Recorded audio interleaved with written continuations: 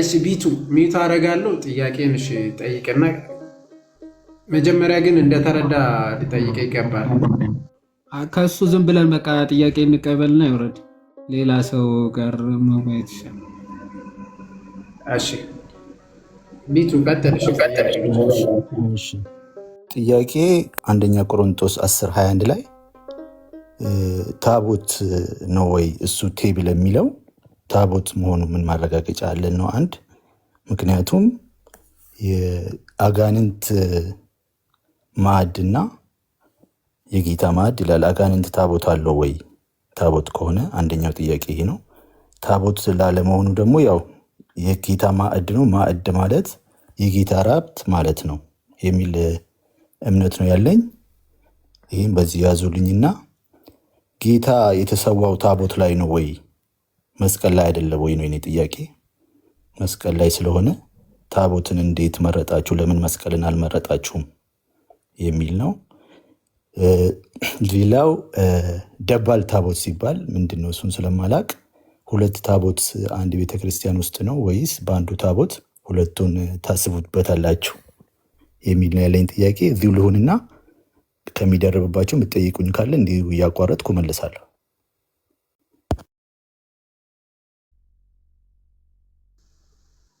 እሺ ቴንክ ዩ። የመጀመሪያውን ጥያቄ ልመልስልህ እና ከዛ ዮሐድ ሁለተኛውን እና ሶስተኛውን ትሄድበታለህ። ለማንኛውም በአንደኛ ቆሮንቶስ ምዕራፍ 10 ላይ ያለውም እንዲሁም ደግሞ 10 ቁጥር 20 ላይ ያለውም ዕብራውያን ምዕራፍ 13 ቁጥር 10 ላይ ያለው ሁለቱም ስለ ጌታ ጠረጴዛ ወይም ደግሞ ቴራፒዚዮን። ይሄንን ምንድነው የጌታ ማዕድ ሲባል ለቅዱስ ቁርባን ነው የተፈታው ነው። ቅዱስ ቁርባን የሚሰናዳበት ወይም ደግሞ ቅዱስ ቁርባን የሚሰዋበት ቴብሉ ነው። እንግሊዘኛው ሌላ ሩቅ ወደ ግሪኩ ምናምን ሳትሄድ ሎርድ ኦፍ ቴብል ይላል እንግሊዘኛው። ላንብብልህ አንደኛ ቆሮንቶስ ምዕራፍ 10 ቁጥር 20 ላይ ላንብብልህ የእንግሊዘኛውን ማለት ነው።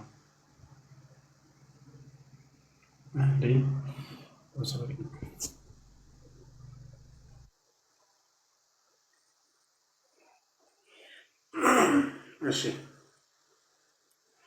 አንደኛ ቆሮንቶስ ምዕራፍ 10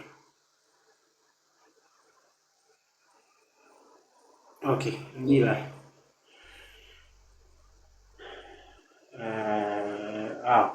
ቁጥር 21 ላይ Ye cannot drink the cup of the Lord and the cup of the devil. Ye cannot be partakers of the Lord's table.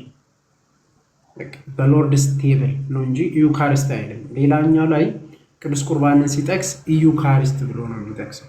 ይሄኛው ግን ምንድነው የሚለው ሎርድስ ቴብል። በግሪኩ ምንድነው የምታገኘው? ትራፔዛ ኮሪው የሚለውን በግሪኩ ትራፔዛ ማለት ደግሞ በግሪኩ ሄደ ስትመለከት በኤንሸንት ቸርች ፋዘርም ሁሉም ዘንድ አልተርስ ወይም ደግሞ ሆሊ ቴብል ብሎ የሚታወቅ ነው ያላቸው ማለት ነው። ስለዚህ እዚህ ጋር የተጠቀሰው ምንድነው ከተባለ መስዋዕት የሚሰዋበት መሰዊያ ወይም መስዋ ተብሎ የሚጠራው ማለት ነው። አጋንንት ሳላችሁ ወይ ታቦት አላችሁ ወይ ነው አሁን እያልን ያለነው። መሰዊያ በመሰዊያ ኮንቴክስት ማሰብ አለብን። በአዲስ ኪዳን የብሉይ ኪዳን ታቦትን አለን እያልን አይደለም። ቀደምም የአዲስ ኪዳንን ሲተረጉሙት ኪዳነ ወልድ ክፍሌ ቃል በቃል ያስቀመጡት መሰዊያ የሚለው ነው። ታቦት ማለት መስዋዕት ነው። በቃ መሰዊያ የሚሰዋበት ነው። ለአጋንንት ይሰዋል። አዎ አጋንንት ይሰዋሉ፣ ለአጋንንት ይሰዋሉ። አጋንንትን የሚያመልኩ ሰዎች ወይም ከጌታ ውጭ የሆኑት ለአጋንንት ሊሰዉ ይችላሉ። የራሳቸው መሰዊያ አላቸው። ከዛ ህብረት የሚያደርጉት እዛ ላይ አንድ ላይ በእንትኑ ተሰብስበው ለበዓል ለምሳሌ በብሉይ ኪዳን ውስጥ ለበዓል መስዋዕት ሲደረግ ነበር። ምን ላይ? መሰዊያ ላይ። ወደዛም ስትወስድ ኤልያስም መስዋዕትን ሲያቀርብ ነበር። ለማን? ለእግዚአብሔር። ስለዚህ ሁለቱም ያቀርቡ ነበር። ስለዚህ ለአጋንንትም ይቀርባል፣ ለእግዚአብሔርም ይቀርባል። በአዲስ ኪዳንም ቅዱስ ጳውሎስ ይህንን ነው እያለ ያለ ነው። ከየትኛው ነው? ሎርድስ ኦፍ ቴብል ነው የሚለው መሰዊያ ወይም መስዋዕት የምንለው በግዕዙ ነው እንጂ ምን አይደለም ቢቱ ታቦት የምንለው የብሉይ ኪዳንን ታቦት አንድ ጊዜ እግዚአብሔር የሰጠ 10ቱ ትእዛዛትን እያልን አይደለም። እሱ አንድ ጊዜ ነው የተሰጠው። 2 የለም፣ 3 የለም፣ 4 የለም፣ 5 የለም፣ የለም፣ አንድ ነው የተሰጠው። ይኸው በቅርስነት አንድ ነው። ለአዲስ ኪዳን አገልግሎትም አያገለግልም። እሱ ለአዲስ ኪዳን አገልግሎት ላይ አይውልም። ከዛ አንጻር ይታያል። አንደኛ ቆሮንቶስ ምዕራፍ 10 ላይ ያለው ሁሉም አባቶችን መጥቀስ ይቻላል። በነገራችን ላይ ጆን ክርስቶዞም ጨምሮ ሆሊ አልተር ነው የሚሉት። እነ ሲፕሪያንም ሆሊ አልተር ወይም ደግሞ ተብርናከልን ጋር እያነጻጸሩ ማለት ነው። ከብሉይ ኪዳን የነበረ ጋር ያነጻጸሩታል በአዲስ ኪዳን። ዮሐዴ ማሳየት ትችላለህ እዚሁ ላይ ቀጥል። ያ የመጽሐፍ ቅዱስ መዝገበ ቃላት ታቦት ማለት ቅድም ምናልባት አልተከታተልክ መሰለኝ ቢቱ አሳይተን ነበረ። ታቦት መሰዊያ ማለት ነው የሚል ማለት ነው። ኦኬ ብዙ ትርጉሞች አሉ። መርከብ ሊሆን ይችላል፣ የሙሴ ጽላት የሚያድርበት ማደሪያውን ሊሆን ይችላል። ከዛ ደግሞ መሰዊያም ሊሆን ይችላል ትርጉም። እኛ ታቦት ስንል ምን እያልን ነው? መሰዊያ እያልን ነው ማለት ነው። አንደኛ ቆሮንቶስ ምዕራፍ 10 ከቁጥር 21 ላይ ያለው እንደው ታቦት መሆኑ በምን ማረጋገጥ ይቻላል ላልከው የመጽሐፍ ቅዱስ መዝገበ ቃላትን ያሳየው ገጽ 42 ላይ ማዕድ የሚለውን ክፍል ሲፈቱ እንዲህ ይላሉ። የምግብ ጠረጴዛ ሊሆን ይችላል። ኦኬ ማዕድ ማለት የምግብ ጠረጴዛ ሊሆን ይችላል። ይሄ ደግሞ አንደኛ ነገሥት 2:7 ማዕድን ማገልገል ማለት ደግሞ ለድሆች እርዳታን ማካፈል ማለት ሊሆን ይችላል። ትርጉሙ ማለት ነው የሐዋርያት ሥራ ምዕራፍ 6 ከቁጥር 2 ቅዱስ ቁርባን የሚቀደስበት የጌታ ማዕድ ይባላል። ሶስተኛ ምንድን ነው? ቅዱስ ቁርባን ራሱ የሚቀደስበት ቅዱስ ቁርባን የሚቀደስበት የጌታ ማዕድ ይባላል። ማስረጃ አንደኛ ቆሮንቶስ ምዕራፍ 10 ከቁጥር 20 እዚህ ቁርባኑ የሚቀደስበት ራሱ የጌታ ማዕድ ወይም ደግሞ ትራፔዛ ኩሪዮስ ተብሎ ይገለጻል። የጌታ ጠረጴዛ ወይም ደግሞ የጌታ ማዕድ ትራፔዛ ወይም ደግሞ እንግሊዘኛው ሎርድስ ቴብል ነው የሚለው የጌታ ጠረጴዛ ወይም የጌታ ማዕድ ብሎ ይጠሯል። ከዛ አንጻር ምንድነው ይሄ ማለት ነው? ታቦቱ ወይም ደግሞ የጌታ ስጋና ደም የሚዘጋጅበት የሚፈተትበት ማዕድ ጠረጴዛውን መሆኑን ማስረዳት ይቻላል። እንግሊዘኛውም በግልጽ ያንን ስለሚናገር ማለት ነው። ሁለተኛው ጥያቄ ክርስቶስ አይ ቲንክ መስቀል ላይ አይደለ ወይ የተሰዋው? ለምን መስቀል አታረጉትም ነው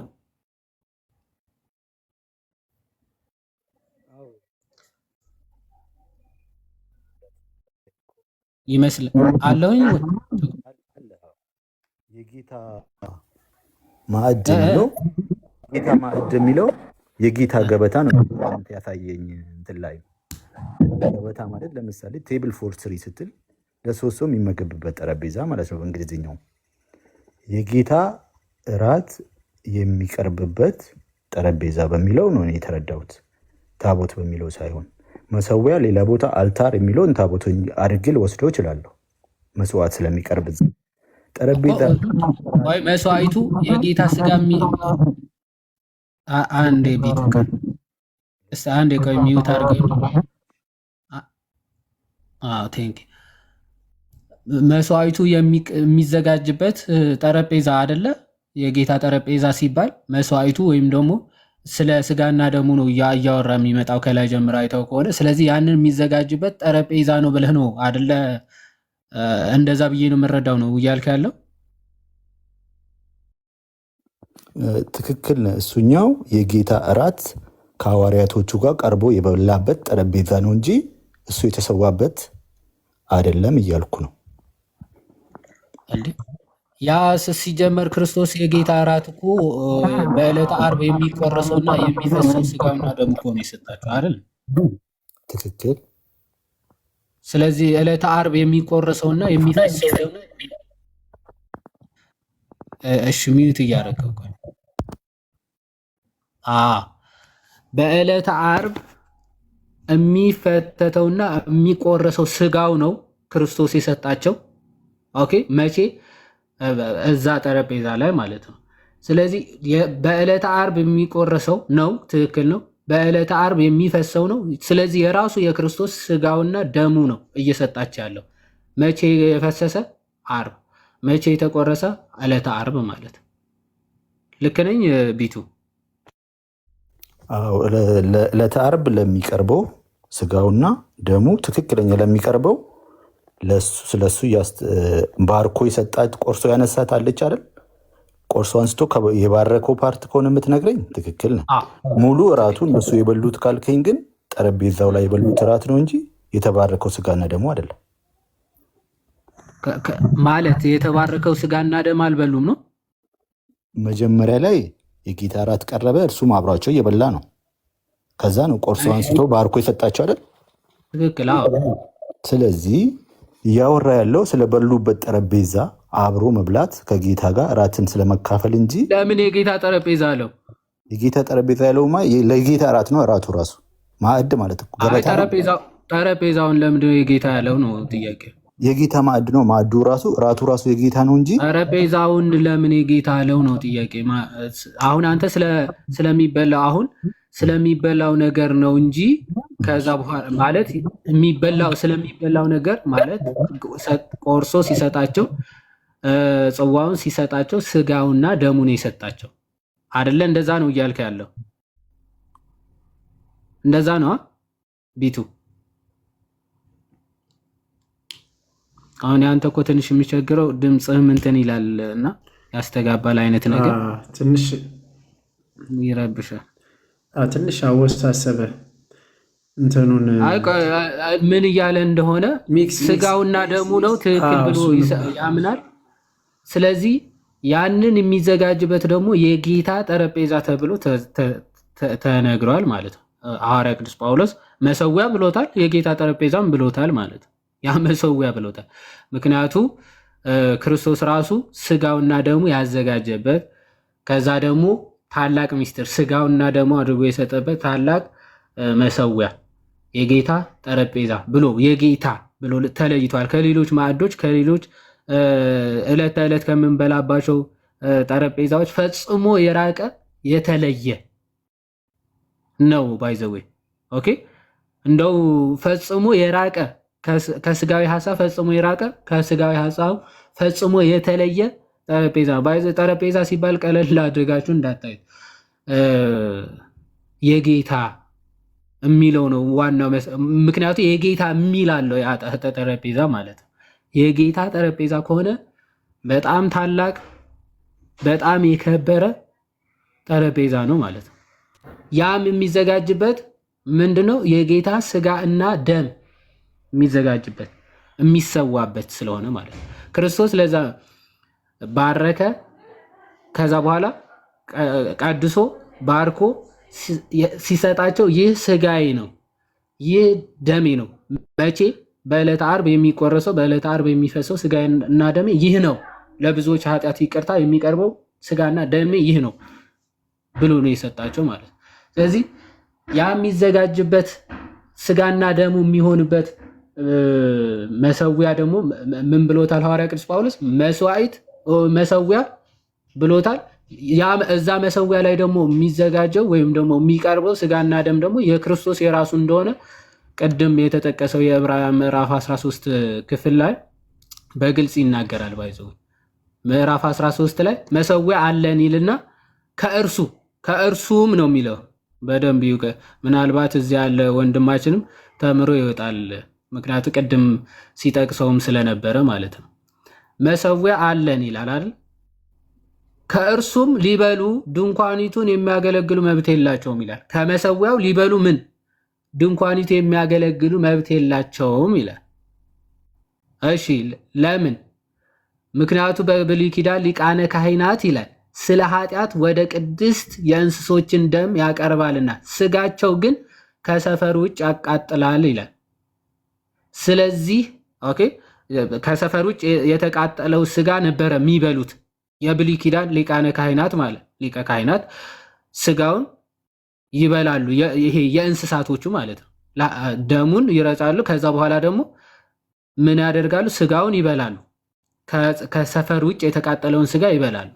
ስለዚህ በሐዲስ ኪዳኑ መሰዊያ ላይ ግን እነሱ መብት የላቸው የሚልና ስለዚህ አለ ኢየሱስ ደግሞ በገዛ ደሙ ህዝቡን እንዲቀድስ ከበር ውጭ መከራን ተቀበለ ይላል። ኦኬ፣ ከበር ውጭ መከራን ተቀበለ ይላል። እዚህ መሰዊያው ራሱ ክርስቶስ ነው ሳይሆን ክርስቶስ ከሰፈር ውጭ መከራን የተቀበለው ልክ የእንስሳቶቹ ደም የእንስሳቶቹ ስጋ ከበር ውጭ እንደሚቃጠለው ማለት ነው። ግን የሚቃጠለው መሰዊያው አይደለም። በብሩክ አስተምሮ መሰዊያው ነው የሚቃጠለው አይደል? ግን መሰዊያ አለን የተባለው ከዛ እንዲበሉ ከዛ የሚበላበት ከመሰዊያው ነው የምትበላው። ኦኬ፣ ከመሰዊያው ነው የምትበላው ማለት ነው። ምንድነው የምትበላው? ከበር ውጭ የተከፈለው የተቆረሰው ስጋና ደም። ስለዚህ ኢየሱስ ደግሞ በገዛ ደግሞ ህዝቡን እንዲቀድስ ምን ከበር ውጭ ምን ተቀበለ? መከራን ተቀበለ። ኦኬ፣ ስለዚህ አዲስ ማለዳ እግዚአብሔር ይስጥ።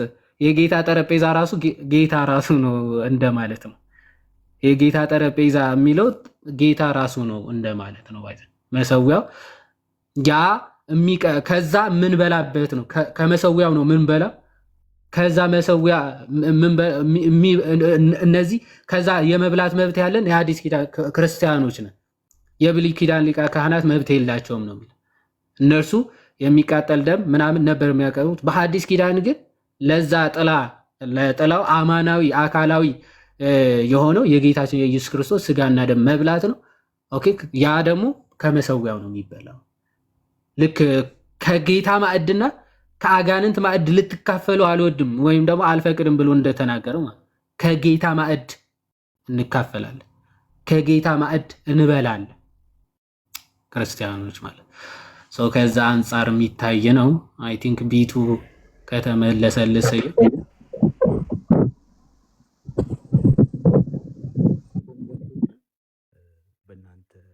ድምፅ ታፍኗል። ድምፅ ታፍኗል። ኤርፎን ካለ ግን ንቀለው። እሺ ቢቱ ኤርፎን ካለ ንቀለው። የለውም ኔትወርኩ ካልሆነ በስተቀር። እሺ ቀጥል። አሁን ይሰማል? ይሰማል። በቃ ሚዩት እያደረግን እንስማ። እሺ ዮሐዴ ያለውን ተረድቼዋለሁ። እናንተ መሰዊያ ነው የምትሉት። ያው ኦልሬዲ እዛ ጋር ቴብሉን እንደ መሰዊያ ላዩ ላይ ነው የቀረበው። ኦልሬዲ ከዛው ማዕድ ላይ ነው ጌታ ስጋዬ ነው ደሜ ነው ብሎ የሰጠን። ስለዚህ እንደዛ ነው የምናደርገው ነው። ተቀብያለሁ ሀሳብን። እኔ የኔ ጥያቄ ግን ምንድን ነው ሲጀመር ይሄ ቴብል የማዕድ ወይ ገበታ ከኢየሱስ ጋር አብሮ የመብላት የህብረቱን ጠረጴዛ ነው የሚያስረዳው እንጂ ጌታ ትክክለኛ ስጋና ደግሞ በነጋታው ነው የሚቀርበው መስቀል ላይ።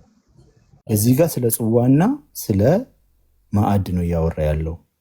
ማዕድ ማለት እንደዛ ከከፋፈል ነው ከላይም ሁለት አይነት ጽዋ ነው ያለው፣ ከታችም ሁለት አይነት ማዕድ ነው ያለው። የጌታ ጽዋና የጌታ ማዕድ ሁለት ነገር እናያለን። የአጋንንት ጽዋና ሁለት ነገር እናያለን። ዮሐዴ ቅድም ቤቱ አንድ ሚዩት አድርግና፣ በነገራችን ላይ ይሄን እየጠቀሰ ያለው ጌታ ኢየሱስ ክርስቶስ አይደለም። ይሄንን እየጠቀሰ ያለው ጳውሎስ ነው። ጳውሎሱ ትምህርቱ ስለ ጌታ ስጋና ደም እያብራራ ባለበት ነው። ዮሐዴ ከፍቶላል። ጳውሎስ ነው በቤተ ክርስቲያን ውስጥ ለሚደረገው ነገር እያብራራ ስለ ስጋና ደሙ ነው እንጂ የሆነ ሰም ስለሚበሉ ስለሚጠጡት እንትን አይደለም። ኖርማል ስለ ምግብ አይደለም። እስቲ ያብራራላል። ይኸው ኦኬ፣ ክፍሉ ያለው አንደኛ ቆሮንቶስ ምዕራፍ 10 ከቁጥር 16 ጀምሮ ነው የምትመለከተው። ኦኬ፣ ሐዋርያው ቅዱስ ጳውሎስ የጌታ ስጋና ደም የሚባረክበት የሚቀደስበት ቅዱስ የሆነ መሰዊያ ቅዱስ የሆነ መሰዊያ አለ። ያንን ነው የጌታ ጠረጴዛ ብሎ ሐዋርያው ቅዱስ ጳውሎስ እየተናገረ ያለ። ስለሚበላ ስለ ስጋዊ መብል ሳይሆን ስለ መንፈሳዊ መብል ፕላስ ደግሞ የጌታ ስጋና ደም ስለሆነው መብልና መጠጥ ማለት እንዲህ ብሎ ይናገራል። ከቁጥር 16 ጀምሮ የምንባርከው የበረከት ጽዋ ከክርስቶስ ደም ጋር ህብረት ያለው አይደለምን? ኦኬ ምንባርከው ይላል። ስለዚህ የሚባረክበት ስፍራ አለ። ያ ህብስት የሚባረክበት ምንድን ነው? ያንን ነው የጌታ ጠረጴዛ እያለ የሚናገረው ታች ሄደው ማለት። ስለዚህ ምን አለ? የምንባርከው የሚባረክ ነው። ከዛ የበረከት ጽዋው ሲባረክ ከማን ጋር አንድ ይሆናል? ከክርስቶስ ደም ጋር አንድነት ያለው አንድ ይሆናል ማለት። ህብረት ማለት አንድነት ማለት። ስለዚህ የምንባርከው የበረከት ጽዋ ከክርስቶስ ደም ጋር ህብረት ያለው አይደለምን? የምንቆርሰውስ እንጀራ ከክርስቶስ ስጋ ጋር ህብረት ያለው አይደለምን? ነው እንጂ ነው። ሪቶሪካል ኮሽን ይባላል። እንዴ ነው። ኦኬ የክርስቶስ ስጋና ደም እኮ ነው። ያንን ጽዋ የክርስቶስ ደም እኮ ነው። ያንን ህብስት እኮ ያንን እንጀራ እኮ የክርስቶስ ስጋ ነው አለ። ቀጥሎ ምን አለ? አንድ እንጀራ ስለሆነ ይላል። በጣም የሚገርም ባይዘ አንድ እንጀራ ነው የሚለው። ለምን? ምክንያቱ በዕለት ዓርብ የተቆረሰው አንድ መስዋዕት ነው፣ የፈሰሰው አንድ መስዋዕት ነው ማለት ነው። ከክርስቶስ ብዙ እኮ ነው። በየአብያተ ክርስቲያኑ እኮ ብዙ የሚባረክ ጽዋና እንጀራ እኮ አለ። ግን ያ ሁሉ የሚለው አንድ ስለሆነ፣ አንድ ማለት የዕለት ዓርቡ ስጋና ደም ነው። በቃ የተለየ ስጋና ደም ወይም ደግሞ ዕለት ተዕለት የሚቀርብ ስጋና ደም አይደለም። ስለዚህ ምን አለው? አንድ እንጀራ ስለሆነ ይላል። እኛ ብዙዎች ስንሆን አንድ ስጋ ነን። በጣም የሚገርም በቃ የክርስቶስ ስጋና ደም ሁሉንም ክርስቲያኖች አንድ የሚያደርጋቸው ያ ቅዱስ ስጋና ደም ነው። አንድ እንጀራ ነው። ስለዚህ ያንን ስትበላ ያንን ስትካፈል ምን ትሆናለህ? ብዙዎች ስንሆን አንድ ስጋ እንሆናለን። አንድ ስጋ ነው የሚያደርገው ማለት አንድ ስጋ የሚያደርግ ነው። ስለዚህ ሁላችን ለምንድነው አንድ ስጋ ምን ሆነው? ምክንያቱ ሁላችን ያንን አንዱ እንጀራ እንካፈላለን። በቃ አንድ እንጀራ የተካፈለ ሁሉ አንድ ስጋ ነው የሚያደርገው። የክርስቶስ አካል የሚያደርግ ታላቅ ምስጢር ነው። ስለዚህ የክርስቶስ ስጋና ደም ነው እየወሰድክ ያለው ነው ሐዋርያ ቅዱስ ጳውሎስ። ስለዚህ ከክርስቶስ ጋር የክርስቶስ አካል አንድ አካል ነው የምትሆነው ነው። ብዙ ብትሆንም እንኳን እንጀራው ስንት ነው? አንድ ነው። ስለዚህ አንድ አካል ያደርጋል፣ አንድ ስጋ ያደርጋል ማለት ነው። እሺ ስለዚህ ስለምንድን ነው እያወራለሁ? በስጋ የሆኑት እስራኤል ተመልከቱ፣ መስዋዕቱን የሚበሉ የመሰዊያ ማህበርተኞች አይደሉምን ይላል። በሚገርም ሁኔታ መስዋዕት ይለዋል። ይሄንን ሐዋርያ ቅዱስ ጳውሎስ ከምን ጋር አነጻጽረው? ከእስራኤል በስጋ እስራኤል የሆኑት። እኛ ግን በስጋ ሳይሆን በመንፈሳዊ እስራኤል ዘነፍስ ተብለን እንጠራለን። እነሱን ተመልከቷቸው። መስዋዕቱ የሚበሉት ማን ናቸው? የመሰዊያ ማህበርተኞች የሆኑ ናቸው። እዚህ ይሄንን የሚካፈሉት የመስዋዕቱ ማህበርተኞች የሆኑ ክርስቲያኖች ናቸው። ይሄንን ከተናገረ በኋላ ነው 21 ላይ ይመጣና ስለዚህ አለ፣ ስለዚህ የጌታን ጽዋና የአጋንንትን ጽዋ ልትጠጡ አትችሉም። ከዛ የጌታ ማዕድና አይደለም የሚለው ስለሚበላው ሳይሆን ከጌታ ማዕድና ከአጋንንት ማዕድ ደግሞ ልትካፈሉ አትችሉም። ከዛ ከመሰዊያው ማለት ከመሰዊያውና ከአጋንንት ደግሞ ሄደው የሚሰውበት አለ። ከነሱ ከመሰዊያቸው ሄደ ለአጋንንት የተሰዋውን ምናምን ሁለቱንም መካፈል አትችልም። ኦኬ ምክንያቱ ከዚህ አህዛብ የሚሰውት ለማን ነው ብሏል? ለአጋንንት ነው። ኦኬ አህዛብ የሚሰውት ለአጋንንት ነው። ስለዚህ ከዛ ሄደ ተካፈልክ ማለት የአጋንንት መስዋዕት ተካፈልክ ማለት ለአጋንንት ከሚሰውት ከመሰዊያቸው ሄደ ተካፈልክ ማለት ኦፍ ኮርስ ከእነሱ ጋር ህብረት ማለት ነው። እኛ ደግሞ ከጌታ ጋር አንድ የሚያደርገውን ከቅዱሱ ጠረጴዛ ከቅዱሱ መሰዊያ ምን እንላለን? እንካፈላለን። ከቅዱሱ መሰዊያ ያንን ነው መስዋዕት ያለውን ከጌታ ማዕድ የት ነው የሚሰዋው? የጌታ ጠረጴዛ ላይ መስዋዕቱ የሚቀርበው የጌታ ማዕድ ላይ የጌታ ጠረጴዛ ላይ። ከዛ አንጻር ነው የሚታየው ማለት ነው። ስለዛ ነው እያወራ ያለው ሐዋርያ ቅዱስ ጳውሎስ። የምንባርክበት የክርስቶስ ስጋና ደም የሚሆንበት ያ መሰዊያ ምን አለው? የጌታ ጠረጴዛ። ከዛ ደግሞ ዕብራውያን ላይ ደግሞ መሰዊያ ብሎ ቃል በቃል ጠራው። ከዚህ አንጻር ነው እየተናገረን ያለ ነው። ግልጽ ከሆነ ቢቱ። አመሰግናለሁ። ወደ ሁለተኛው ጥያቄ። ኦኬ እሺ ጥሩ። ይሄ ከተመለሰ ሁለተኛው ናቲ ኦር ድምፅ ግን የሆነ ሰዓት ባይዘፍ ምናምን አይነት ነገር ቃሎት ያሰማልን። ይወዴ ቃሎት ያሰማልን። በደንብ አብራርተህለታል። ቢቱ አለ አይደል? አሁን በነገራችን ላይ ይህንን አሁን ያቀረበው ቅዱስ ጳውሎስ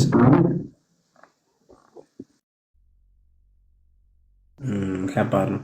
አሁን ከጌታ ከተቀበሉ በኋላ አልፎ ክርስቲያኖች ከበዙ በኋላ ለቆሮንቶስ ከተሰበከ በኋላ ክርስቲያን ለሆኑት ለነዛ ነው የተጻፈው። ዮሐዴ ይህንን ነው ያብራራልን። ስለዚህ ውጪስ ስለዚህ ምንድን ነው ይሄኛው ክፍል የክርስቲያኖች ክርስቶስ ስጋውና ደሙን ከሰጠ በኋላ ክርስቲያኖች ከሆኑ በኋላ ስለ መሰዊያው የተናገረው ነው ማለት ነው ጳውሎስ እንጂ ስለ መጀመሪያው አይደለም። ቀጥል እስኪ አሁን ቀጥል። ገብቶኛል ዲያቆን። ሁለተኛው ጥያቄ ደባል ታቦት ኦልሬዲ መሰዊያው አንድ ነገር ስለምንሰዋ ታቦት እንዴት ይኖራል አንድ ቤተክርስቲያን ውስጥ ነው?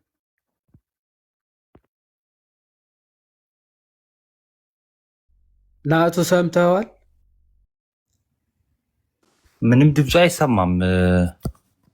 ከኔ ነው? እሺ አሁን መሰዊያው ታቦቱ መሆኑን ከዛ ላይ ሀሳባችሁ ተቀብያለሁ። መሰዊያ ላይ ከሆነ ስጋና ወደሙ የሚፈተተው ደባል ተብሎ ታቦት ሲኖር ሁለት አይነት ታቦት ነው የሚኖረው ወይስ አንዱ ራሱ ነው በሁለት የሚሰየመው? ሁለት ቦታ ነው ወይ የምንፈትተው የሚል ጥያቄ ነው። ኦኬ እሺ። ዋናው የመጀመሪያውን እንዴት ናችሁ ግን? ሰላም ብያለሁ ሁላችሁንም። የክርስቶስ ጸጋና ሰላም ከሁላችን ጋር ይሁን። እንግዲህ ደባል ታቦት ሲባል ሰምታችሁ ታውቃላችሁ። ምንድን ነው? በቅዱሳን መታሰቢያ ይደረጋል፣ ሊሰየምላቸው ይችላል። ታቦቱ ግን ስቲል በቃ የክርስቶስ አንድ ታቦት ነው ያለው። ስለዚህ የትም ቤተክርስቲያን በቅዱሳን ስም መታሰቢያ የተደረገ ወይም ደግሞ የተሰየመ ታቦታት ሊኖሩ ይችላሉ፣ ወይም ደግሞ መሰዊያ። ስቲል ግን መሰዊያ አንድ ነው። ከመታሰቢያ አንጻር ነው። አንድ ታርጊ ሳራ። እሺ ስለዚህ ታቦቱ ግን አንድ የኢየሱስ ክርስቶስ ታቦት ወይ ደግሞ የጌታ ማዕድ የምንለው አንድ ታቦት ብቻ ነው ያለው። የትም ያለው አንድ ነው። ለምን? የምንቆርሰው ህብስት አንድ ስለሆነ፣ የጌታ ስጋ አንድ ስለሆነ፣ እንዲሁም ደግሞ መሰዊያችንም አንድ ነው ማለት ነው። ግን በቅዱሳን ስም እንትን ሊባል ይችላል፣ ሊሰየም ይችላል፣ ለመታሰቢያ ለቅዱሳን መታሰቢያ ማለት ነው።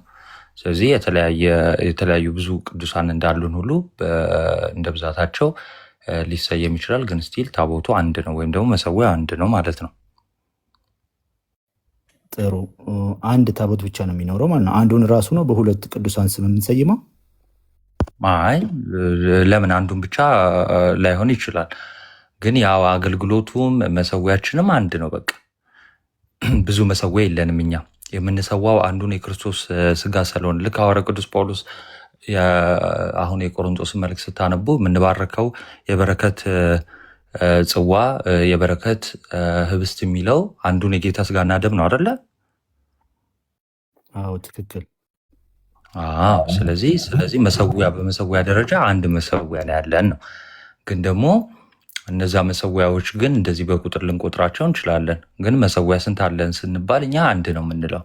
ለምን? አገልግሎቱም አንድ ነው። የምንባረከውም የጌታ ህብስትን ወይ ደግሞ የጌታን ስጋ እና የጌታን ደም አንዱን የጌታን ስለሆነ በዓለማችን በኦርቶዶክስ እምነት ውስጥ ያለን አንድ መሰዊያ ነው ያለን። የኔ ጥያቄ ገብቶ ከሆነ አንድ ቤተ መቅደስ ውስጥ ከሁለት በላይ ታቦት ወይ የጌታ ጠረጴዛ ሊኖር ይችላል ወይስ አንዱን ነው በሁለት ቅዱሳን ወይ በሶስት ቅዱሳን የሚሰራው? በቅርጽ በይዘት በቅርጽና በይዘት ሌላ አይነት ሊኖር ይችላል። ሌላ አይነት ማለት በቅዱሳን ስም የተሰየመ ሌላ መሰዊያ ሊኖር ይችላል። ስቲል ግን መሰዊያው አንድ ነው። በቃ ልዩነቱ ምንድነው? የቅዱሳኑ ስም መለያየቱ ነው። መታሰቢያ የተደረገላቸው ማለት ነው። ስለዚህ አንዱ ላይ ብቻ ነው የሚሰዋው እንጂ የሶስቱም ላይ ተራ ተራ አንድ በቃ አገልግሎቱም አንድ ነው፣ መሰዊያነቱም አንድ ነው አልኩ። ያ መሰዊያ በቅዱሳን ስም ይሰየም እንጂ ለምሳሌ ሲባል ሰምተህ ከሆነ የቅድስት ድንግል ማርያም ታቦት እንላለን፣ የቅዱስ ገብርኤል ታቦት እንላለን። ግን ያ ማለት ታቦቱ የቅዱስ ገብርኤል ነው ወይ ደግሞ የድንግል ማርያም ነው ማለት አይደለም። መታሰቢያነት የሰጠናቸው ለቅዱሳን ስለሆነ ነው። በመጀመሪያው 100 ክፍለ ዘመን በሰማዕታት አጽም በዛ ላይ መስዋዕት አድርገው የሰማዕታትን አጽም ይጠቀሙ ነበር እና አሁን ሰማዕታትን አጽማቸውንም ማግኘት ስለማንችል በቅዱሳን ስም እንሰይማለን። እንደገና በቅጥሩ ደግሞ በቤቱ ደግሞ መታሰቢያ እንደሚያደርግላቸው እግዚአብሔር ቃል ስለገባላቸው መታሰቢያ እናደርግላቸዋለን። በእርግጥ ግን ምን ማለት ነው? ያ ማለት ተሰየመ እንጂ ስቲል የኢየሱስ ክርስቶስ ታቦት ነው። በነገራችን ላይ አንድ ደብር ውስጥ ለምሳሌ 4 መሰዊያ ቢኖር አራት መሰዊያ ቢኖር በቃ አራቱም የኢየሱስ ክርስቶስ ታቦት ነው። ስለዚህ አንድ ነው፣ የኢየሱስ ታቦት ነው። ግን ኦኬ በቅዱሳን ስም ልንሰይም እንችላለን ለመታሰቢያ ማለት ነው። ጥሩ እዚህ ጋር ቤቱ እንትኑን አያጣም። ታዲያ አሁን የጌታ ጠረጴዛ የሚለውን ስም አያጣም በቅዱሳን ሲሰየም። ቤቱ አንድ ሚዩት አድርገውና አንድ ቆይ ከቻልክናቱ በመጽሐፍ ቅዱስ አስረዳው። አሁን አዲስ ኪዳን 4 ወንጌላት አሉ። ያ ወንጌል ግን የክርስቶስ ወንጌል ነው የምንለው። ወንጌሉ ግን የተሰየመው በማቴዎስ፣ በሉቃስ፣ በዮሐንስ ስም ነውና በዚህ እንኳን አድርገህ ብታስረዳው መልካም ይመስለኛል። እንዲቀለው ማለት ነው። ድንገት ታቦቱ ጋር ድረስ ሲሄድ ራቀው ልጁ። እሺ አንተሽ ከመጨረሻው መልስ እንትን ብዬ እንዳለው ወደዛ እንሄዳለን። አሁን ለምሳሌ የጌታ መሰዊያ ደግሞ የጌታ ማዕድ መሆኑን አያጣም ወይ ላልከው እንግዲህ ስላልሰማኸኝ ነው። እስቲል ታቦቱ የጌታ ነው፣ የጌታ ነው። የትኛውም አጥቢያ ላይ ወይ ደግሞ የትኛውም ደብር ላይ ያለው መሰዊያ የማን መሰዊያ ነው? የጌታ መሰዊያ ነው። ኦኬ፣ የጌታ ማዕድ ነው። ስለዚህ ያንን የጌታ ማዕድ ግን ምን ብለን እንሰይመዋለን? ለምሳሌ ለቅዱሳን መታሰቢያ ልንሰጣቸው እንችላለን ማለት ነው። ልክ እንዴት ማለት ነው? አሁን ልክ አንተሽም በምሳሌ እንዳነሳው ወንጌላት አሁን ለምሳሌ የምስራቹ የእግዚአብሔር ቃል ነው። እንደገና የምስራቹ ክርስቶስ ተዘዋውሮ ያስተማረው አንድ ትምህርት ነው አይደል ቤቱ? አንድ ወንጌል ነው። የማቴዎስ ወንጌል፣ የሉቃስ ወንጌል፣ የማርቆስ ወንጌል እንደዚህ ብለን ስንሰጥ ግን ወንጌልነቱን እንደማይለውጠው ያን ከእግዚአብሔር የተሰጠን ሃይማኖት እንደማይቀይረው እንዲሁም ደግሞ የክርስቶስን አስተምሮ ልክ እንደማይቀይረው ቃሉ የእግዚአብሔር መሆኑ እንደሚቀጥል ሁሉ ግን መታሰቢያነቱ ለእነሱ እንደሚሰጥ ልክ እንደዚሁ ደግሞ ታቦቱ የኢየሱስ ክርስቶስ ነው። እሺ፣ ስለዚህ አንድ ታቦት ነው ያለን፣ በቃ የኢየሱስ ክርስቶስ ታቦት ማለት ነው። ግን ያንን በቅዱሳን ስም ለመታሰቢያ ልንሰይመው እንችላለን ነው። ገባ አሁን? ገብቶኛል። ያንተ ይሻላል እንደው፣ ምክንያቱም ወንጌላቶቹን ከወሰድን የኢየሱስ ክርስቶስ ወንጌል በተለይ ማቴዎስ እንደጻፈው ሉቃስ እንደጻፈው እያለን ነው መጽሐፍ ቅዱስ ላይ የምናገኘው። እዚህኛው ጋር ወሬቨር አንተ ብቻ የተመቸን ውሰድ። ዞሮ ዞሮ ማቴዎስ የጻፈው ክርስቶስ ያስተማረውን ነው አይደል? እዚህኛው ጋር ሉቃስ የጻፈው ክርስቶስ ያስተማረውን ነው። የክርስቶስን ሕይወትና ክርስቶስ ያስተማረውን የእግዚአብሔርን ቃል ጽፈዋል አራቱም አይደለ? ግን ሲሰየም በማ ተሰየመ? በጸሐፊያኑ። ያ ማለት በጸሐፊው ተሰየመ ማለት የእግዚአብሔር ቃል መሆኑን ወይ ደግሞ የክርስቶስ አስተምሮ መሆኑን ኦቶሪቲ እንከለክላለን ማለት አይደለም አይደለ? እስቲል የማቴዎስን ወንጌል እያነበብክ የእግዚአብሔር ቃል መሆኑን አረጋግጠህ ታልፋለህ አይደለ? የማቴዎስ ቃል ሳይሆን የእግዚአብሔር ቃል አይደለ? ቢቱ እሺ፣ ሚውት ነህ። ስለዚህ የታቦቱ ጋርም ስንመጣ የቅዱሳኖቹ አይሆንም ማለት ነው። ዞሮ ዞሮ የእግዚአብሔር ነው። ስለዚህ ባለቤቱ ማን ነው? ኢየሱስ ክርስቶስ ነው ባለቤቱ። ታቦት የማን ነው? የክርስቶስ ነው። ግን ያንን የክርስቶስን መሰዊያ ወይም ደግሞ የክርስቶስን ታቦት የጌታ ማዕድ የምንለውን በቅዱሳን ልንሰይም እንችላለን፣ ለመታሰቢያነታቸው ማለት ነው። ጥሩ። እኔ ብዙ እንኳ እውቀቱ ስለሌለኝ ሜቢ መጥቀስ ከቻለን እና ከድሮ አባቶች ወይ ከሌላ ከጥንት ካሳየኝ እንደዚህ በቅዱሳን የተሰየመ ታቦት ማግኘት ይቻላል? አዎ አልኩ። አሁን ቆይ ምንድን የሆነ ድምፅ በጣም ነው የሚደርበው። አሁን ለምሳሌ በመጀመሪያዎቹ 200 ዓመታት አሁን ለምሳሌ ስትመለከት በነ ሴንት ፖሊካርፐስ ዘመን ማለት ነው አጽማቸውን የሰማዕታትን አጽም እንደ መሰዊያ ይጠቀማሉ። ኦኬ፣ የሰማዕታትን አጽም እንደ መሰዊያ ይጠቀማሉ ማለት ነው። አሁን እኛ በአሁኑ ጊዜ ደግሞ ሰማዕታትን አጽማቸውን ማግኘት ስለማንችል በሰማዕታት በጻድቃን በቅዱሳን ስም ደግሞ እንሰይመዋለን ማለት ነው። እሱን ከፈለክ ግን የሰማዕታትን አጽም እንደሚጠቀሙ ማሳየት እችላለሁ። እናቴ በተጨማሪም እዛው ጋር ትንንሽ የቅዱሳን አጽም ያደርጉበታል።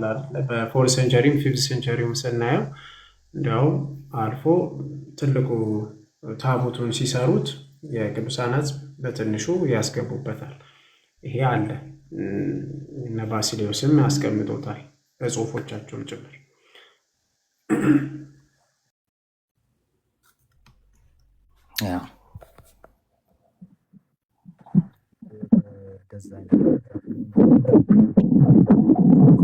ድምፅ እንትን ብሏል።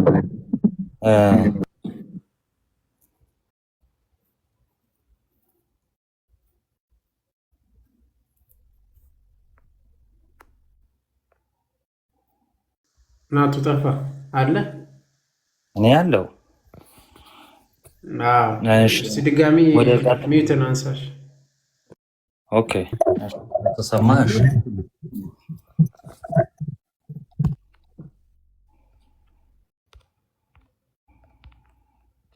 ድምፅ አይሰማም። አንተ እያወጣ መስሎኝ ነው ሚዩት ያደረኩልህ። እና የኔ ጥያቄ ልክ እንደ ኢትዮጵያ አይነት ሌላ የተደረጋለ ወይ በጌታ ጠረጴዛ ላይ ታቦት ብሎ የሚሰዉና ከድሮ አባቶች ልክ በኛ ያለውን አይነት አጠቃቀም አለ? አውጣለት እኔ እናቱ ሜይ ቢ ያውጣለ። እኔ የፕሮቴስታንትን ላውጣለ ላሳይ በስዕል መልክ ራሱ ሩቅ ለምን እንሄዳለን? ከፕሮቴስታንት አንዱን ላሳይ። እሺ ቅድም ሳሳይ ነበረ አልነበርክም? ቅድም ዮሐዴም ሲጠቅስ ነበረ በነገራችን ላይ አንዱን ላሳይ እስኪ። አንዴ ካሜራን ፍሊፕ አድርግና ይታያል አይደል?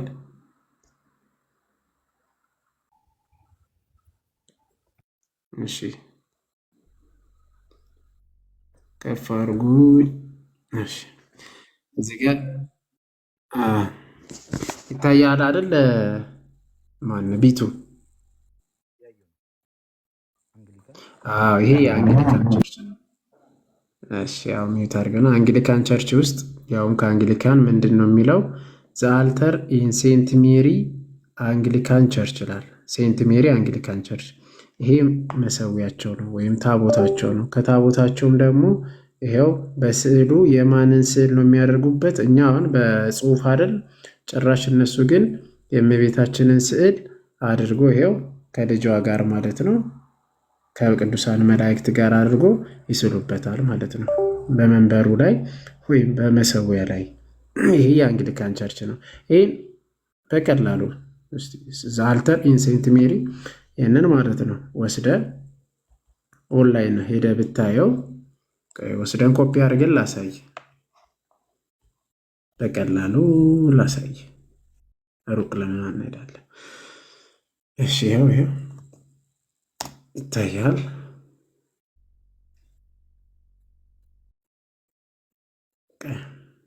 ኢሜጅ ውስጥ ይታያል አይደል? ፋይል አልተር ይታይ ከሆነ ይሄ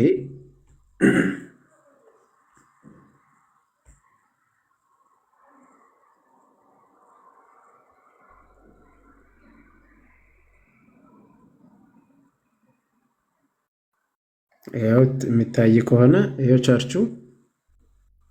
ከዛ በኋላ ምን ይታያል? ከታች ዲስክሪፕሽኑ ዘ አልተር ቸርች ኦፍ ኢንግላንድ ቸርች ሴንት ሜሪ ይላል። ይኸው ቃል በቃል ኢንግላንድ ቸርች ውስጥ ያለ ነው። የአንግሊካን ቸርች ነው ማለት ነው። ይሄ ቸርች አንግሊካን ቸርች የተብራራበት አንዴ ቸርች ኦፍ ኢንግላንድ ተብሎ የሚታወቀው እንትን ነው። እሺ ይረብሻል።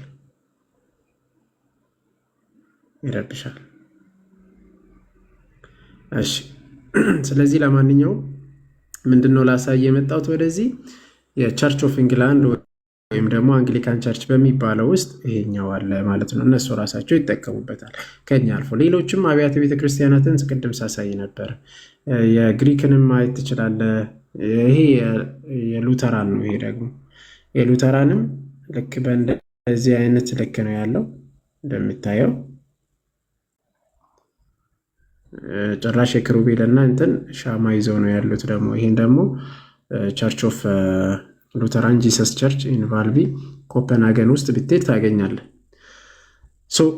ምን እያለ ነው እንዳለ ብዙ አብያተ ቤተክርስቲያናት ከሄድ ከጥንት ጀምሮ ያለ ነው የነበረ ነው። ማሳየት ይቻላል ከፕሮቴስታንትም ጭምር። ግን ከተቻለ አሁን ላይ ዮሐዴ አለ አይደል? ቅድም ያሳየውን የባስልዮስንም ማሳየት ትችላለህ። የእንትን የቅዱሳን አጽም እንዴት ሲቀጡ እንደነበረ ካለ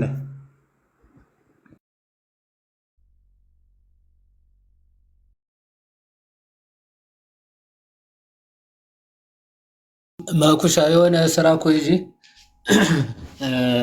ናቲ ያልተመቸው ወጣ እንዴ? ናቲ እየተመለሰ ነው። ናቲ አለ አለው። ኦኬ ቀጥል አንተ። እሺ ምንድን ነው የተወሰነ አንዴ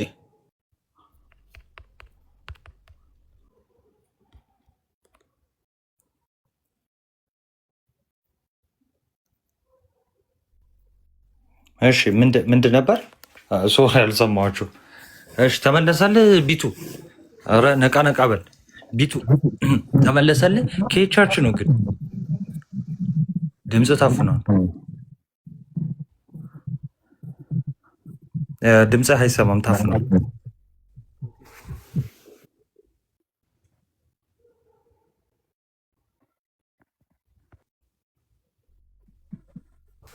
ድምፅ አይሰማም፣ ታፍኗል። ኤንዌይስ አንተ እስክታስተካክል ብሩክ ቀጥል። ያ ናቲ እንዴት ነህ? ከዮሐድ ጋር የጀመርነው ውይይት ነበርና እሱን ለመጨረስ ነው። ምንድን ነበር የሄድክበት? መሰዊያ ምንድን ነው? መሰዊያው ማን ነው በሚለው ክርስቶስ ኢየሱስ ሲሰዋ ደሙን ይዞ ሲቀርብ መሰዊያው ማን ነው የሚለው ላይ እያወራን ነበረ። መሰዊያው ክርስቶስ ነው፣ መስዋዕቱም ክርስቶስ ነው ስለው አልገባውም ነበርና እሱ ላይ ነው ወይ ፈልጌ ነው። እስቲ መሰዊያ ክርስቶስን መሰዊያ ብሎ መጽሐፍ ቅዱስ የጠራበትን እስቲ ያሳየኝ መጀመሪያ። በዕብራውያን 13:10 ላይ አሳይቼዋለሁ። ሌላ መጥቀስ እችላለሁ፣ ግን ይሄ ዕብራውያን 13:10 መሰዊያ ያለን ከዛም ሊበሉ አይችሉም የብሉይ ኪዳን ሊቀ ካህናት ነው የሚለው። ከዛ በኋላ የብሉይ ኪዳን ሊቀ ካህናት የሚበሉት ከየትኛው መሰዊያ እንደሆነ ተናገረ። ከየትኛው መሰዊያ ነው የሚበሉት እነሱ? የብሉይ ኪዳን ነው ብሎ አያወራም። እዛ ላይ እንደዛ አይደለም የሚለው። አውጥተን አንብበው። አውጣው። ዕብራውያን ብለን ነው በቃሌ ሁሉ ነው የማውቀው። እሺ ቃይ ተረጋጋሽ፣ እናወራለን። አንተም ተረጋጋ። እሺ ይቅርታና ናዚ ከዛ በውስጥ የላኩልህ ነው አንዴ ከውይይታችሁ በፊት እሺ አድርጌያለሁ። ከቻለ ዮሐድ ካለ ዮሐድ የጻፈውን ያውጣና ከዚህ ጽሁፍ ጋር አንድ አይነት ነው አይደለም የሚለውን እኔ ዮሐድ ከቻልክ ቪዲዮ አብራና ቅድም የጻፍከውን አሳየን። አይታይም ያንተ እኮ ዮሐድ የሆነ ስራ ይዞ ነው። አይ ማሳየት እችላለሁ፣ ችግር የለውም። ዮሐድ ከዚህ ውጭ አወራ ወይ ነው ዋናው ጉዳይ።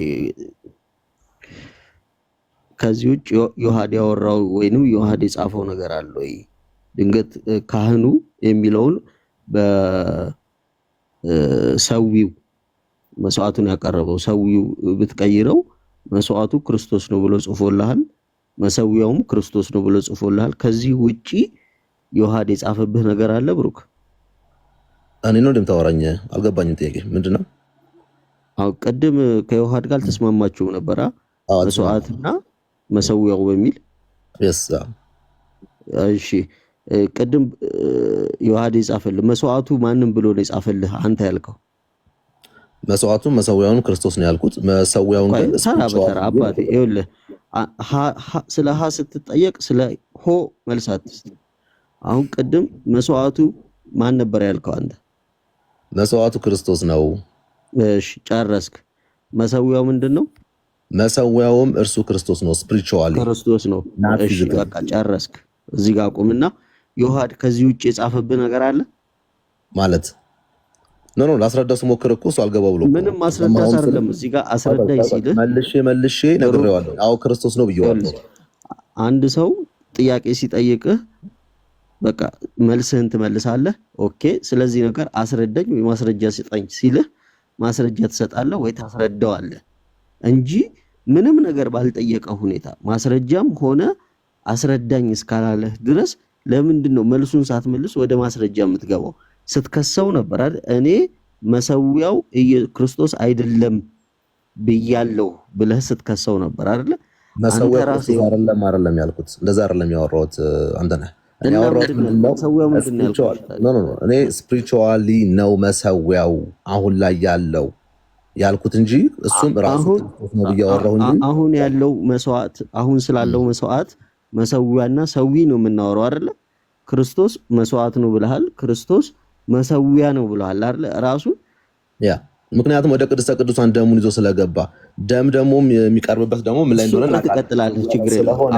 አሁን እኔ የፈለኩህ ኦኬ ክርስቶስም ስፒሪቹዋሊ ነው እንጂ በስጋው ደም ይዞን አልገባም ልትል ነው። ኦኬ ክርስቶስ ስጋ ለበሰም ወደሚል ትምህርት ነው እየሄድክ ያለውና አላልኩም። እሱን ጠንቀቅ በል እያልኩ እኔ ሐሳብ ነው እየነገርኩ ያለው። ግን እዚህ ጋር ከተናገርከው ውጪ ዮሐድን ልትከሰው የምትችለው ምንም ነገር የለህም ማለት ነው አይደለ? ቅድም እኮ ነግሬሃለሁ። መልሼ ነግሬዋለሁ። አዎ ክርስቶስ ነው ብየዋለሁ። እሱ ግን እንግዲህ መኩ ተቋርጦብኝ እስካልሆነ ድረስ ይሄን የተነጋገሩት አይደለ? እሺ እንዴት እናርግ መሰለህ አንተ አሁን ዕብራውያንን ጠቅሶ መሰዊያው ክርስቶስ ነው ብሏል አይደለ? 13:10 ማለት ነው። ስለዚህ እንየው አይሻልም? ምን ይመስላችኋል? ብሩክ አለው ማየት ይቻላል። በማር ስለገቡ ነው እነሱ። ጥሩ እሺ፣ እንዲህ ይላል ቁጥር 10 መሰዊያ ያለን ያለው ማን ነው? መሰዊያ ያለን ከእርሱም ሊበሉ ድንኳኒቱንም ሊያገለግሉ ያለ ተናጋሪ ማን ነው? ቅዱስ ጳውሎስ። እሺ ለዕብራውያን ሰዎች ምን አለ? መሰዊያ አለን እና ከዚህ ከመሰዊያው ሊበሉ ድንኳኒቱን የሚያገለግሉ ደግሞ መብት የላቸውም ማለት አይችሉም ማለት። ድንኳኒቱን የሚያገለግሉ እነማን ናቸው እኮ? ቅድም ምንድን ነው ያልከው? ግን በቃል ያውቀዋለሁ ስትል በብሉይ ኪዳን ብለን ስታወራ የነበረው ከዛ በቃል ያውቀዋለሁ ብላ አወራ የሚለው የብሉይ ኪዳን ሊቀ ካህናት ምን ነው ይበሉ ነበረ ከመሰዊያው? ላሳየህ አይደለም ይበሉ ነበር አልነበረ?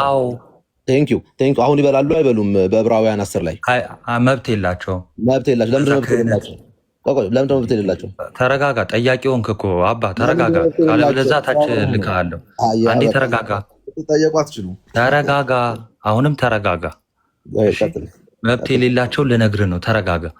ክህነቱ የእነሱ ክህነት ኦልሬዲ ስለተሻረ ነው። በዛ አገልግሎት ውስጥ ይህንን ታላቅ የሆነ ስጦታ ማግኘት አይቻልም። በሊቀ ክህነት አገልግሎት ውስጥ በየትኛው በብሉይ ኪዳን ወይ ደግሞ በድንኳኒቱ በሚያገለግሉት በሌዋውያን በኩል በመጣው ማለት ነው።